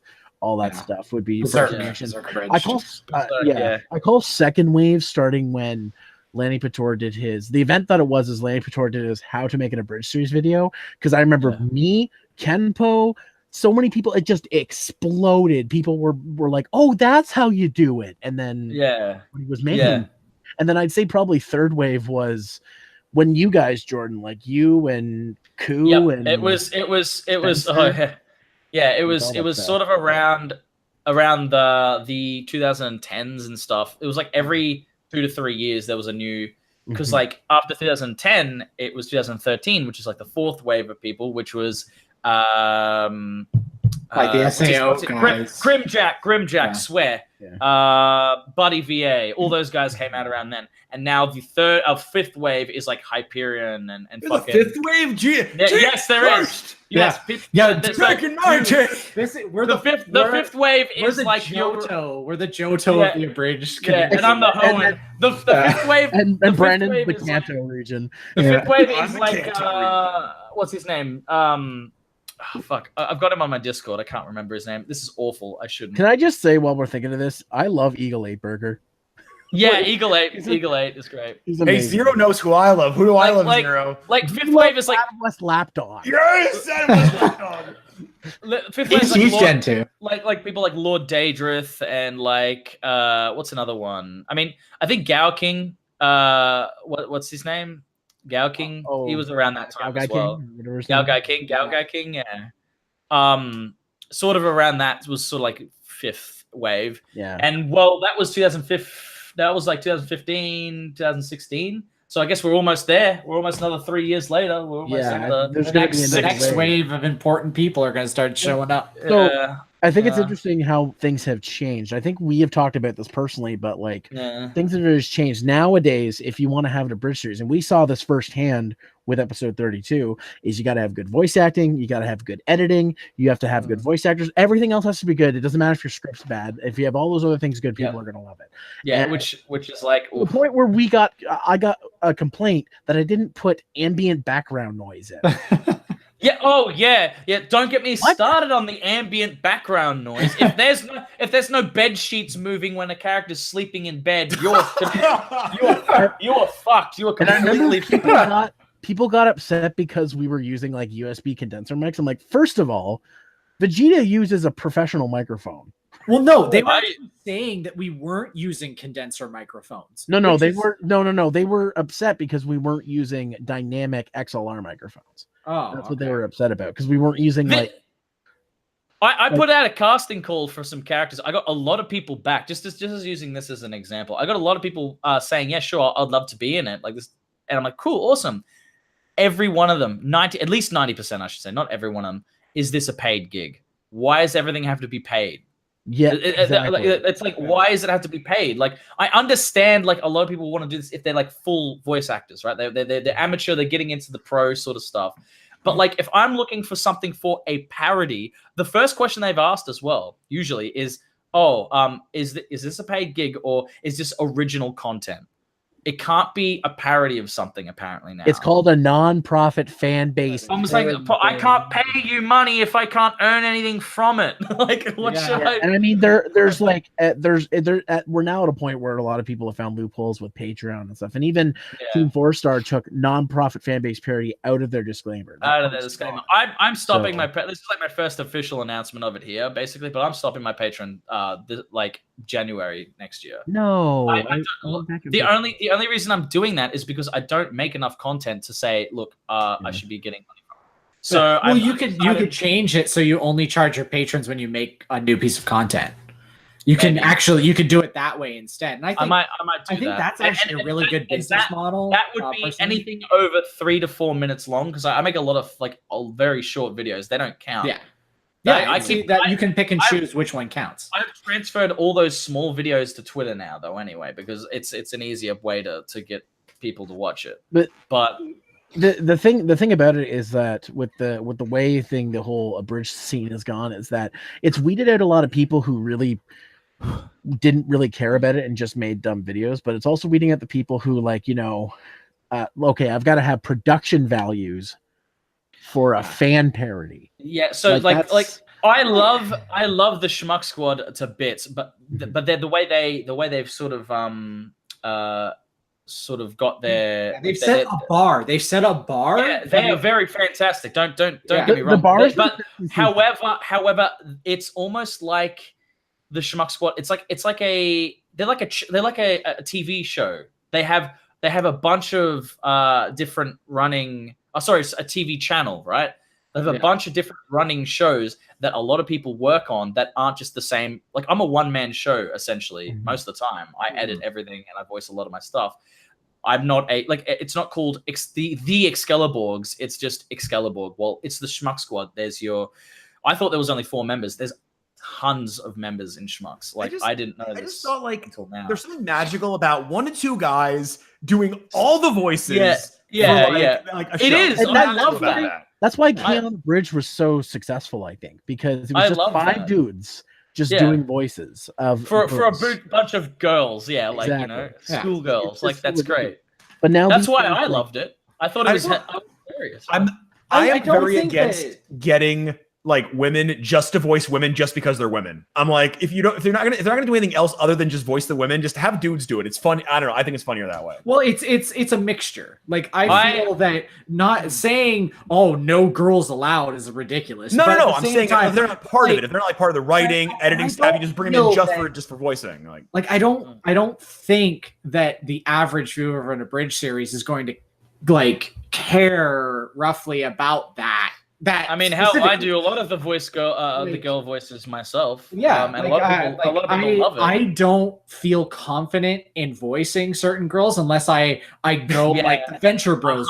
Like, no, like the girl that I want to voice is Katsuragi, and I'm going the entire Venture Bros route. When I went like Lady Nurse or whatever her name is, that where she has like this man voice, but she's like a really sexy. I'm just not a fan of the whole making sure you voice actors that sound like the original, otherwise it doesn't work. That's kind of weird to me. I don't know. I make sure they sound far off, unless I want the character to be the straight character.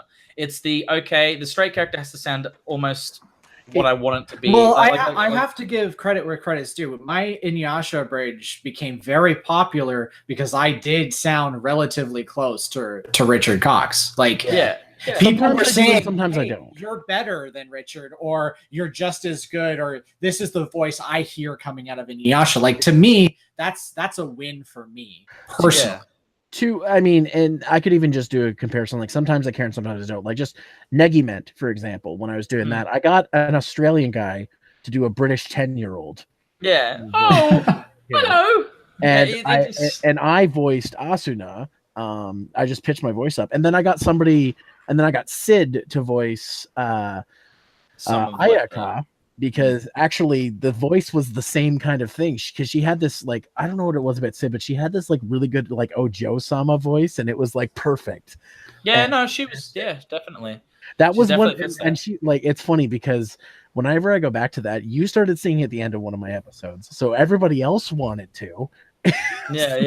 Like Sid and like fucking Spencer and everybody wanted to start singing at the end of the episodes, so I had to start editing these things. Hey man, my favorite was when you used the fucking Mystic Force theme in episode, was it 3? 4? I used as the intro to that. I was just like, I thought Mystic Force. Low-key my favorite. My Power Ranger. The reason I did that is somebody else who did a Negima Abridged that was out around the same time did the Power Rangers theme for that episode. I'm like, fuck, I can't do that now.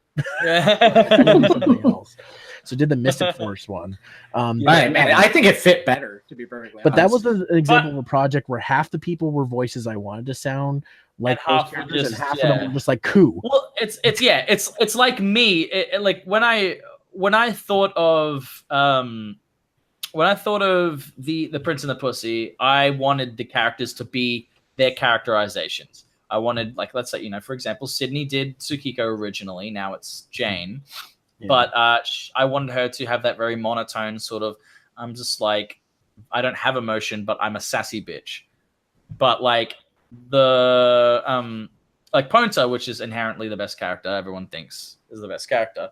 He's just like, hey man, I almost sound like a stoner, but I'm not. I'm just like the wise. What would Ponta say? Grab her tail. Well, I guess I looked at it too. Is like the main characters, like for Inuyasha, for example, I wanted him to sound like Inuyasha. I wanted Kagome to sound like Kagome, but where I wanted to shine with the crazy voiced characters or me doing something crazy or one of my other friends doing something crazy was the villain of the week type of things. That's where I could be creative. The villain of the week is like the character of that episode. You can make him as stupid as you want, and that's why I like doing that. Like, and I think that's where I find the best part of my comedy comes out. Like the Thunder Brothers, I still love the way that I portrayed them, because it's like there are these two guys that just get jewel shards for no fucking reason, and then they lose to Inuyasha and everybody because of a scabbard, for Christ's sake. A perfect example is like, I mean, LK does it. Not like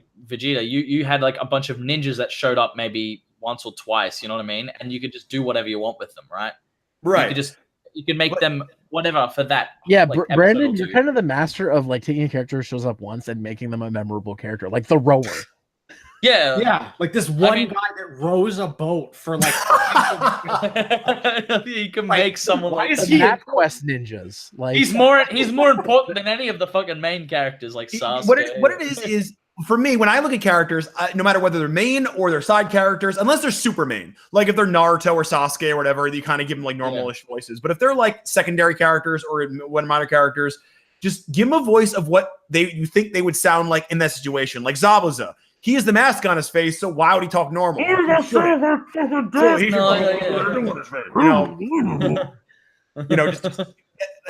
That's my rule. Just how you look at him and you go, well, that guy should sound like this. Fuck the dub, fuck the Japanese. But like, how should that guy sound?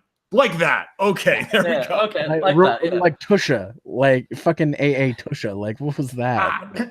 Tusha. Tusha. I feel like another good example though of taking character voices and either making them crazy and they work is villains. I think villains are probably the best to go ham on. Dude, Diakatsuki.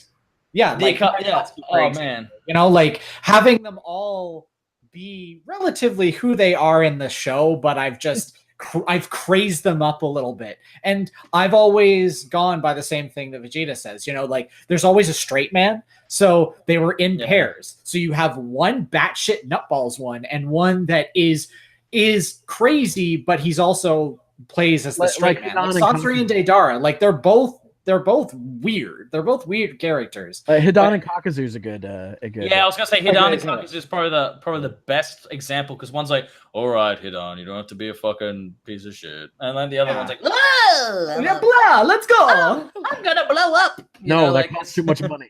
Have you heard of a wonderful god named Joshin? Yeah. But like that type of thing is like we found. Guy. And like I had Pain and Conan. Like Conan was going to be this French lady, and I wanted this relationship that was like Gomez and Morticia. That she would say, like she'd have like 3 lines, and she'd say something, and he would just fawn over her. The entire I made Itachi pretty standard, pretty subtle, except for Evil T. Yeah, I was about to say, I'm like, you mean fucking except evil for the whole, team. but I'm only doing it if it's evil. Okay, is it evil? It's evil. I will say though, my favorite voice of Itachi so much. Probably my favorite voice though that I actually do that I could actually probably do this in a real dub is I love doing Orochimaru. I love that voice. I heard you in a professional booth doing that voice, and I didn't know it was you. Like, oh, you didn't? Like when you did your when you sent me your demo reel, I was like, "What voice is that?" You're like, "That's Orochimaru." I'm like, "That sounds completely different." Yeah, because you're right. Because I have my actual like professional demo reel, and it sounds like pretty good. Yeah, it sounds really good. Which you recorded in a studio and everything. Yeah. We're recording in the studio. But like, that's cool. It's so crazy. I didn't realize it was you. Like it took your demo. I love that voice so much. I remember when I did my first, I think it was first or second demo reel. I did like my impression of Happy from Fairy Tail. I don't watch Fairy Tail. I just know that Happy's voice would be very happy, characteristic, like your little pet kind of character. Right. And I remember someone going to me like, how did you do that? That doesn't sound anything like you. You would be the perfect like person to play those characters from That's now the best compliment you can get is that really you? That's like the best compliment you can get. Yeah. Is that really you? I think if I had to pick favorite voices, I think my favorite is Yuto, not Prince and the Pussy, but the other Yuto. Oh, Utah. Yeah. There's Utah and Utah. He's like, oh, he's just like a little bit like Carl Weezer, but he's sort of like a bit more panicky than Carl Weezer. Like some of my favorite, like say my favorite of CJ's voices is Kasame, but he hates doing it because Kasame rips through my throat if I'm not practicing it all the time. Yeah. Zansu did that to me. Zansu did that to me. Yeah. It's too easy. Oh, come on. Oh man, it's just really hard. The angle is weird, okay? Jesus. Kasame, you press A. It's just the sword. It actually press A in front of it. It reminds me of the way I kind of do Zansu. Like it's very you just reminded me, the Brandon. back of your throat. Brandon, you just reminded me. Didn't you used to be British? Didn't you used to be healthy? Oh yeah. See, that was weird because I was like, I can totally do the British accent if you want me to, and you're like, no, it's better this way. It was authentic. All right. No, it was tell me I'm sexy. You're very sexy. You're deadpan. Yes, you're very sexy. Yes, you're very sexy. Oh my god! But like, I was so afraid of my Rock Lee when I was doing it, when I was recording it, and probably that when you were great Rock Lee. What you're talking about? That was great. Yeah, like I was like, man, I'm struggling with the accent. I'm making him sound Scottish every once in a while. You're like, dude, it's fine. We all sound Scottish. Yeah, and you're like, dude, it's fine. It's fine. And I'm like, no, it's not. No, it's not. I kept telling you each other. It happens. I think you asked me like 10 times. You're like, "Is my Rock Lee lens okay?" I'm like, "Yes." Stop asking. No, there will be times I'll always be Irish and meld into British. But that's just that's personal bias when it comes to Kakashi. And then like, of course, the best character, the mom. That are cameo from our resident Aussie here. Hey, what did I even do for that voice? I can't remember. It was just so like short. I want them all dead. It'll make me feel better. Because around that time, I was doubting my female voice, so I sort of just put a little bit of a like I do that. There's like 2 or 3 levels of my female voice. It's I'm trying to make them sound like a girl. It's the mother is like, oh, hello. It's sort of like that. That's like a mothery, whispery kind of. And then there's like the, oh, whatever. Kind of, you're just taking the piss out of Valley Girls. And then there's, the Valley Girl. What's her name from? Mika from... like voices like that, where it's really high. My women turn out to be Sakura or transvestite. Sakura. What about both? Tamari is basically like my transvestite voice. Like, hey there, it's me, Tamari. Yeah, I'm just talking with whimsical whimsy. I can't attempt anymore to do Yui's voice anymore. There's no way I could do it now. What? It's me. Useful convention. You're not important. It's funny sometimes in the car, like if I have like a really good like voice day, like I don't have a sore throat or anything, I'll like when I'm listening to a song, like specifically newer Dance Gavin dance songs, because that high pitch, I'll sing it in the Yui voice. And I do too. I'm not even I'm not the only person that does that. I'll just do the very high voice. Weird. It's so weird to do the high voice. Tillian has a very high voice. It's so, and because I want to sing the whole song, it's so weird to go from up here and then do like growls. Yeah. It's fucking talking like fucking rockapella and just. You could be like up here, be like. I was raised to believe that it's get a box of lies. It's like completely. I'll get you next time, Gadget. Exactly. Good old Claw. He reminds me of the fucking precursor orb statue dude from Jack and I tend to actually take like higher songs and drop them into like low gruff voice, you know, so I'll be like total eclipse of the heart. I saw the sign. I opened up my eyes. I saw the sign. See, like Louis Armstrong be like, I see skies. I see skies myself. Yeah. See, and so anybody that is watching, this is how we come up with our stupid character voices. Is most of the time we're like, what does that sound like with a stupid song? Like with a song with a stupid voice. Well, I just did so for the Watamate parody, the first one I did was she sang the Coheed and Cambria song, Is It Coming Home? Yeah. And then because I'm like, she likes goth rock, progressive rock.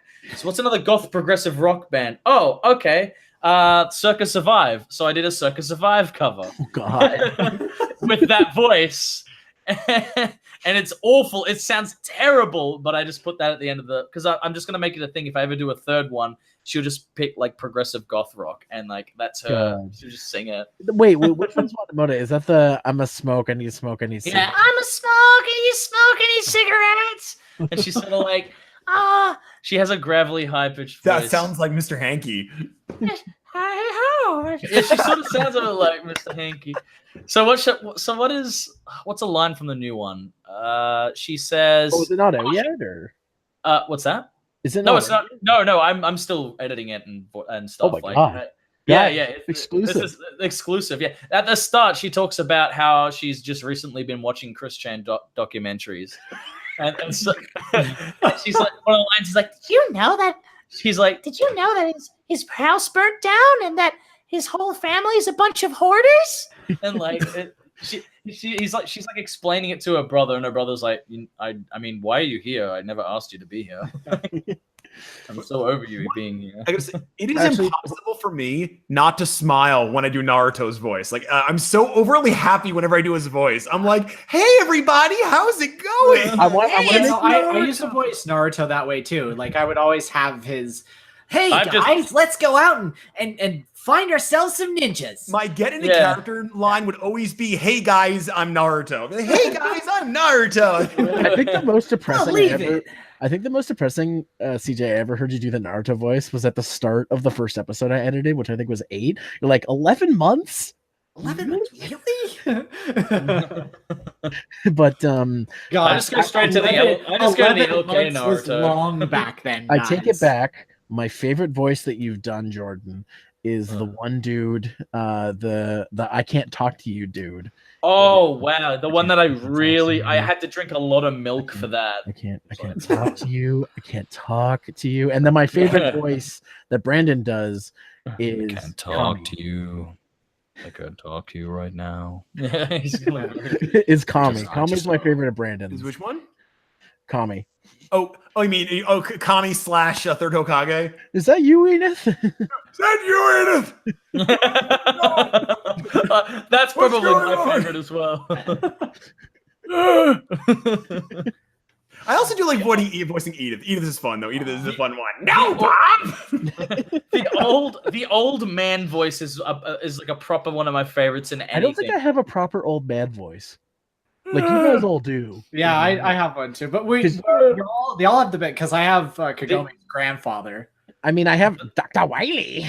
Yeah, that's true. Dr. Wiley. Dr. Wiley. We should just do a video with all our old man voices. We should be all in our old person's home and just like all of our characters sort of sit in there and then talk to each other. The only one that I've done an old man voice for is the old man guy. He's like a karate guy from One Punch Man. Oh, and, yeah. Like, I made him very, very old. And like one of the I think it's like the first thing he says in the third episode is like he sort of like repositions himself and he goes, "And that, gentlemen, is how you break your back." Learned so much in such little time. Yeah. One poke bloke is one of those things. Yeah, one poke bloke. Yeah, you made one like a couple months ago. I was like, oh my god. And I'm done with them. I'm never doing them again. Jordan, how come you've never done like an Aussie dub, like one of those things? Those are amazing. I know. Oh no, I have. Wait, no, we did a Australian dub. Myself and Bryce. We did an Australian. Well, Australian dub is more. It's more of like an Australian parody of something. I've never dubbed over something Australian. But like we did G'day from Class 5 2. Yeah, wasn't that voted on? Yeah, it was voted on because someone.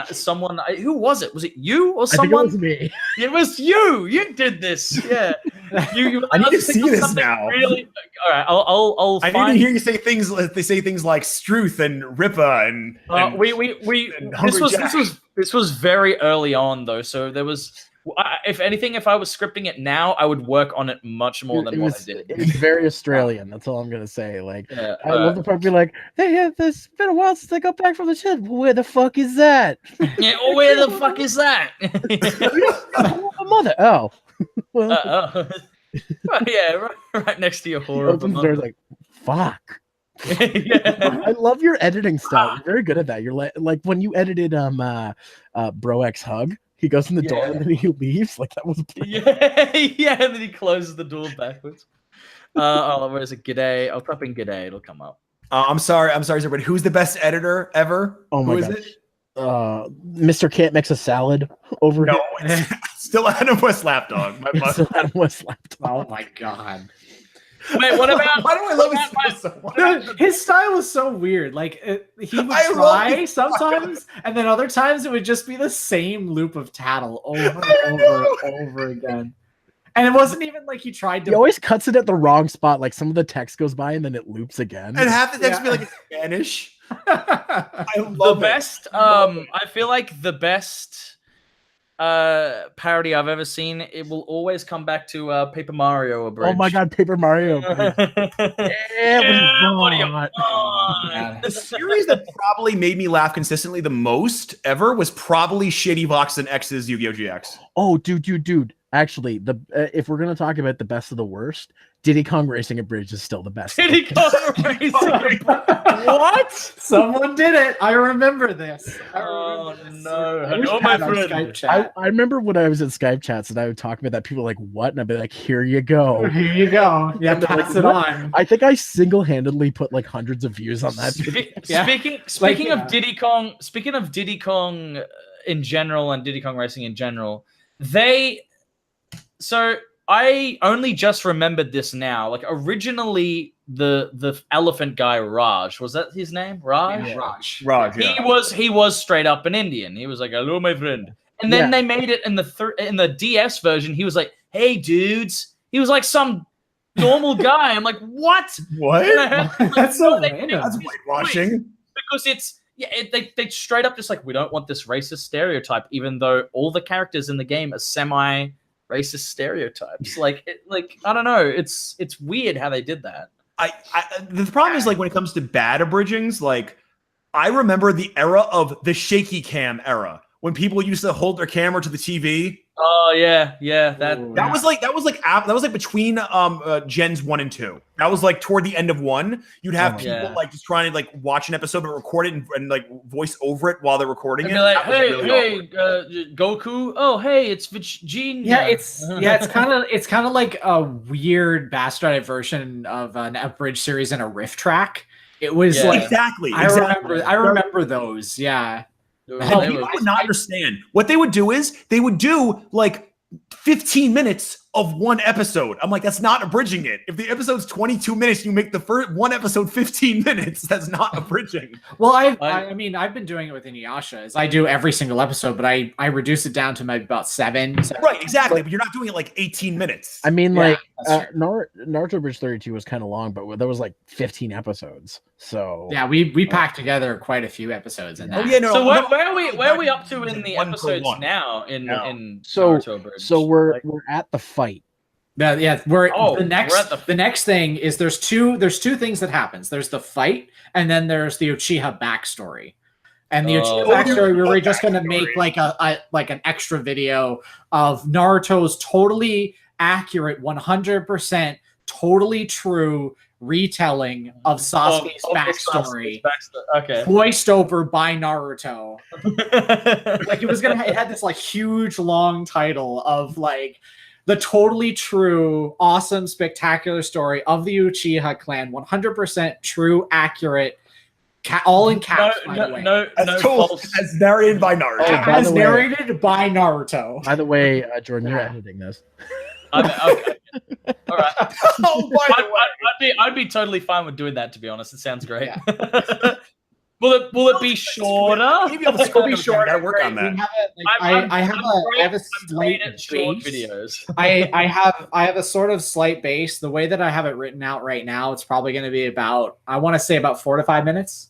Okay, that's fine. It'll be special anyway, so that's fine. Yeah, it's a special, and because there's a lot of stopping because he's telling this story to Sasuke. Yes, he's telling Sasuke. He's telling Sasuke about Sasuke's backstory. Sasuke's like, no, I was there. I was there, Naruto. That one's actually true. Yes, and I was too. Clearly. I was skulking in the shadows. That's actually a great segue to what we're working on. So, I guess we'll start with Naruto Bridge stuff. That's happening. Yeah. 33, don't expect it anytime soon. 33, we have a couple of concept ideas for it, but I don't want to go too much into detail in a recorded video about it because this episode 33 is going to be the change of Naruto Abridged, as a lot of people know it. Like we're taking what we like some of the constructive criticism of 32, and we do want to push it into that next level, just like how Shippuden is the next sort of. But at the same time, anybody who's worried about that, we won't lose the charm of what the series. Oh, of course not. Like the characters are still remaining the same, but we do want to not like evolve, not be like every bed sheet wrinkle needs a sound effect or anything. It's more along the lines of letting the characters grow.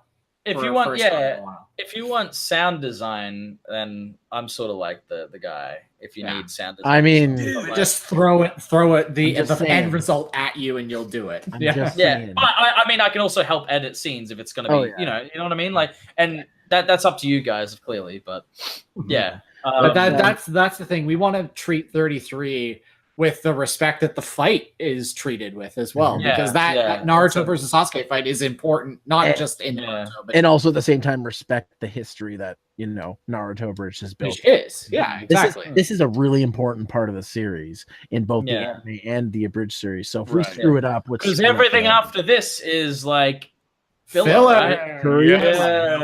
I feel like the filler arc of Naruto Abridged will probably be some of like our funniest shit because we're all gonna take turns because it's not important. Still the arcs because they're filler. It's all filler. They're not important, so we can flex our creative. Probably write a couple of filler episodes if you want. It's all like Jordan, you're thrown. We're the Three Musketeers. Jordan's like our D'Artagnan. Yeah, hell yeah.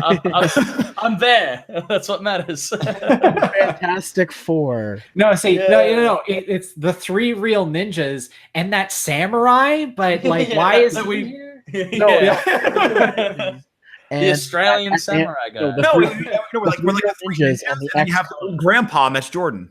I was gonna say he's what was his name? Pat Moria, what his name was? I was gonna say the three real ninjas and the ex-con because of the whole history of Australia, British convicts. Exiled ninja. Yeah, I'm the exiled ninja. The asylum ninja. Oh goodness, but that's sort of where Naruto Abridged is right now. I know people have been wondering what's going on. We are working on it. It's just with the holidays, it's been really slow to work on. Yeah, and it's hard with me as well because like I'm in a different time zone. In Australia, completely. He wasn't planned to be in this podcast. He just showed up, and I'm showed up. Earlier than expected because I'm starting to wake up a little earlier, so that's probably good for everyone. Yeah. So he spends so much time checking his bed sheets and shoes for scorpions that like he's no time in the day. Yeah. Well, you gotta check the yard. I thought you were gonna say for wrinkle sound effects. I'm just like, he's checking for his wrinkle sound effects. This is what a bed sheet sounds like. You gotta be careful. We need ambient sound in our chats, or no one will watch them. It's one of those things where like we should make that a joke. Be like, just have one of us film like getting like taking a sheet and going, "There's our ambient sound effects for the episode." No, what we do is we like for one of this in Inuyasha Bridge. So all I did was make the dogs go woof woof grr grr. No, what you should do is like for one of the shots where Sasuke and Naruto are fighting, take your figurines and just throw them on your bed. The them together, or have Naruto do it, or have like get two hands and make him hit figures together. Earlier episode when Naruto drew the flashback or whatever. Right? Yes. When I was doing Naruto Abridged, I did episode 1 and 2, and I just went into Microsoft Paint, and Naruto held them up, and he's like, "So this is how I'll do the greatest." No, there was an episode of Naruto Abridged that did that too. I did that too. Okay. I did that too. Yeah. That was when I had him eaten by the snake, and I drew it in MS Paint, and I was like, Naruto, here's what happened. We could do the same thing. Vegeta, you better go buy some Naruto figures. I'm kidding. There's got to be some somewhere. The older Naruto figures. But yeah, so that's what's happening with Naruto Abridged. Stuff's coming.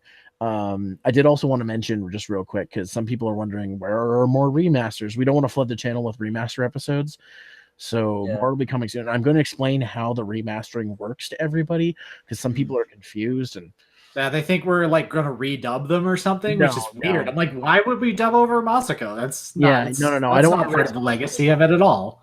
And I'm in works with him to get episodes that I don't have access to, so that's being worked on. But you got to understand that's on a completely different computer. So that's right. Even has it. So, but let's start off by talking about stuff that we're working on solo, and I'm going to start with Brandon. No, don't start with me. Start with somebody else. What are you working on? Yeah, what are you doing? What am I doing? Oh God. Let's see here. Well, right now I'm trying to finish a second book, so I'm working on that. Oh, your first book? I finished. What? Is your first book out yet? No, I didn't put it out yet. I'm still worried about the cover. The cover is kind of bothering me because I'm not sure if it's good or not. So I'm working on that. The Ortiz, get it done. I know, but I didn't wear that. Second one, I'm finishing writing, but the first book, I just need to get the cover done. I'm going to put it out probably. If you guys want the book when it's available, leave a comment down below, and I'll put links in the description when it is available. And is there anything else you're working on, Brandon? Trying to think. I mean, I don't know when my audiobooks are recorded are going to be out. I did those on Amazon. He's a very busy voice actor these days, apparently. Audio. Yeah, I mean, I'm going to professional training next month, but other than that, that's why I just didn't put me on the spot, because I'm thinking what else I'm doing. Are you still keeping your other YouTube channel? Oh, I mean, like I have another YouTube channel which I do random crap on just because I can't edit, so my editing looks like crap. That's why I don't advertise it, just because people are gonna go, oh, you're advertising garbage, because they all know I can't edit. It's random videos about me doing like stuff I'm reviews or stuff I'm irritable about.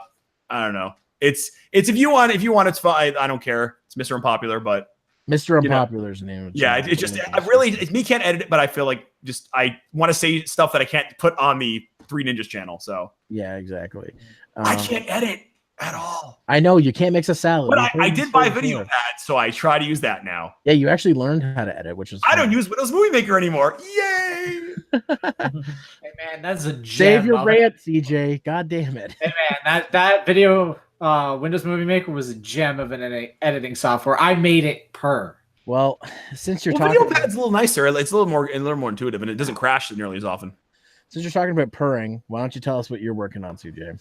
Well, I have another review that I'm working on. That's sort of like the main thing. Inuyasha Abridged episode 11. I keep talking about it, but I am so get it done. I know I need to get it done, but I have a lot of like the easiest way to describe it is I'm looking at it, I like it, but I feel that if I release it, I'm gonna hate it. Insert Michiru Kurogi in it. I mean, I could, but I was gonna save that for later. That's cool, you silly little thing. I actually put those jokes in episode 10. But the cool thing is I have a really talented girl that has taken over for Kagome for me. You actually, Excalibur, you may know her as Red as Tomato. Yeah, Tomato. She plays otherwise known as Zeromaster. She plays Tsukiko in Heneko now. Hentai. Oh, she's Tsukiko. Okay. Yeah, she's Prince of the She's Sandwich. Yeah, she was kind enough to lend herself. Very, very talented. I still haven't gotten a hold of her for the next episode's lines though, but she's been very busy. She's back off. Tomato, if you're watching. Yeah, she's off school right now. She's off school now, so best time to talk to her is probably now. So yeah, but so she has taken over as Kagome, and she did a fantastic job on nailing exactly what I wanted Kagome to sound like. awesome. So like I feel bad because I got those lines from her almost like a year ago at this point, but I still haven't mustered up enough energy to edit it. She played Rem in my ReZero thing, and it was a year and a half until I did it. But yeah, I like I was waiting I want it to be good. I actually am over editing it. I find I have like, when they're in the schoolyard, you hear the school kids playing in the background and stuff like that. And that's I think what's holding me back is I'm trying too hard to just make it feel like an episode of Inuyasha. You know what's really gonna help you though? When I finally get my Anime North video done and you see the reactions to the preview. Because showing them on my netbook didn't really work out for you because it didn't really play properly. Yeah, I didn't really get a feel for it. But people loved it, man. They liked it. So don't worry about it. That's the thing. The funny thing is I never used to worry about this, and I feel like that bar has been set so high that I'm always afraid that if I release something, damn it, Jordan, you set the bar too high. Yeah, I know, Jordan. It's funny because now I'm doing the same thing. I'm honestly going, is this like with Goblin Slayer? I'm making this. I'm trying to make this Goblin Slayer thing the best thing I can possibly do. Or Watamote is just like, well, I mean, I want to make another one, and I like making it, so I'm just going to do it. Yeah, and anyway. that's the biggest hurdle for that. It'll be done when it's done, but I really should I just need to spend like a weekend doing it, and then I'll probably be finished. Yeah, tweak it up, do what I mean. I have another review in the works. Those are so much easier to do. It's just my voice. Don't have to worry about lip flaps or anything or any bullshit like that. Exactly. It's just I'm talking about my opinions about stuff. Then that's pretty much that. I've been tweaking around the totally true story of Sasuke's past told by Naruto. I have that. I have that skeleton script done. I want to fix it around a little bit more, and then I'll share it with you guys. And then if you want to add things or remove things, then I can. Sort of like what I did with 32. Sounds good.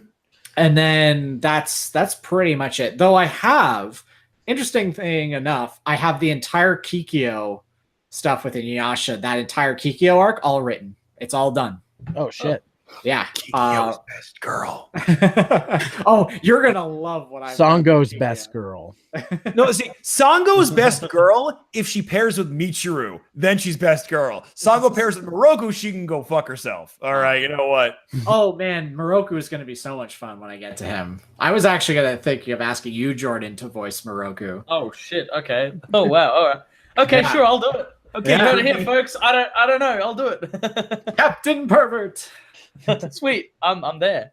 Yeah. But no, like that was if I ever got to that point, but the next big arc after the Pied Piper episode. Pied Piper. With the little girl that is a ghost and she fucking freaks the shit out of Kagome, even though Kagome sees demons every other day. It's the ghosts. So those are the scary ones. I found the weirdest episode of that show to be the one where like they went back to the present and then that mask was like, I'm a mask. And you're like, that's actually the episode that I'm doing right now. The Ancient No Mask. That's the weirdest episode. It's like, hey, it's in the present for some reason. That's where Inuyasha Man is gonna come from. Inuyasha Man. Did you ever make a joke about Kagome's dad? Like, what the hell happened to him? Oh, I was going to explore that a little bit later on. Because they never do explain what happened to his dad, to her dad. It was just like, nope. She just never had one. She just never had one. Whatever. but I was gonna explore that later. But yeah, Grandpa is the center stage of this one. Just because he's really, really bad. My urine is magical. Yeah, my urine is magical. I'm gonna go tell the neighbors. I don't know, Kurugi. And make fun of my prostate. Like when it comes to like Michiru, it's like he still has his Shikigami powers when he goes back to the present. He didn't lose those. He didn't lose them, yeah. Like so, it's like does he go around being like Shikigami? Help me, Shikigami. Yeah, but yeah. Regardless, those are the things that I'm working on. So we can move on to somebody else now. So we'll move on to Jordan. Okay. All right. What am I working on? So I'm working on that Watamote thing, which is the second one of that, because that won the vote for which one you want a one shot for thing for my 40K. So I'm working on that, which was originally going to be worked on after Goblin Slayer, but because I'm a perfectionist with Goblin Slayer, I'm moving that after Watamote. Can we get a sequel of Good day in Glass 5. That ain't gonna fucking happen. I didn't even know where I found the footage for that. I just honestly. Well, no, I want. Was it Sex Ed Zero? Where's the second episode of that? What's that hentai that you dubbed? Oh, that hentai that we did a long time ago. Yeah, I heard the hentai.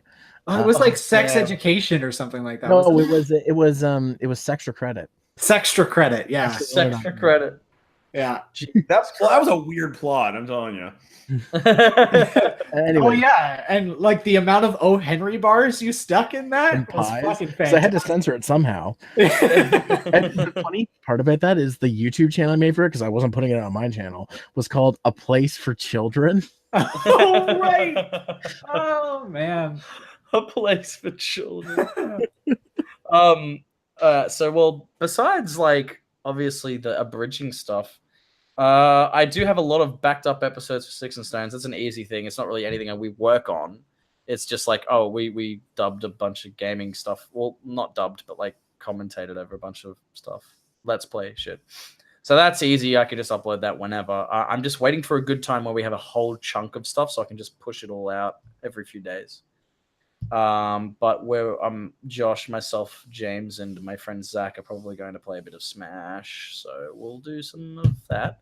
But like the major abridging stuff I'm probably going to work on is the Watamote thing, the Goblin Slayer thing after, and then hopefully between around that time, Prince and the Pussy will have more people. Like, I mean, I'm looking for a new Asuna, because Emma is just completely sort of jumped off. I'll do it. Okay. No, I have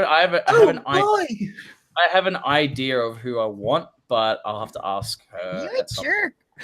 I can she's a fucking little bitch. That's what she's like. She was just perfect for the role, so it's very hard to try and find someone that can, because she's just off the internet now. I don't know where she is.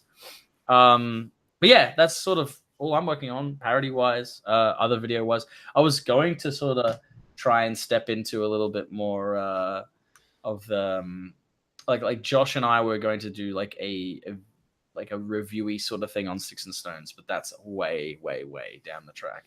I have a question. Do you release Sticks and Stones once a week, or how do you do that? We were gonna try and do like an episode every 2 to 3 days, but like it got like, I mean, I haven't made a new episode of Sticks and Stones for about 2 months. Do you guys just not get together that often, or we do, but we never stream. We never record enough.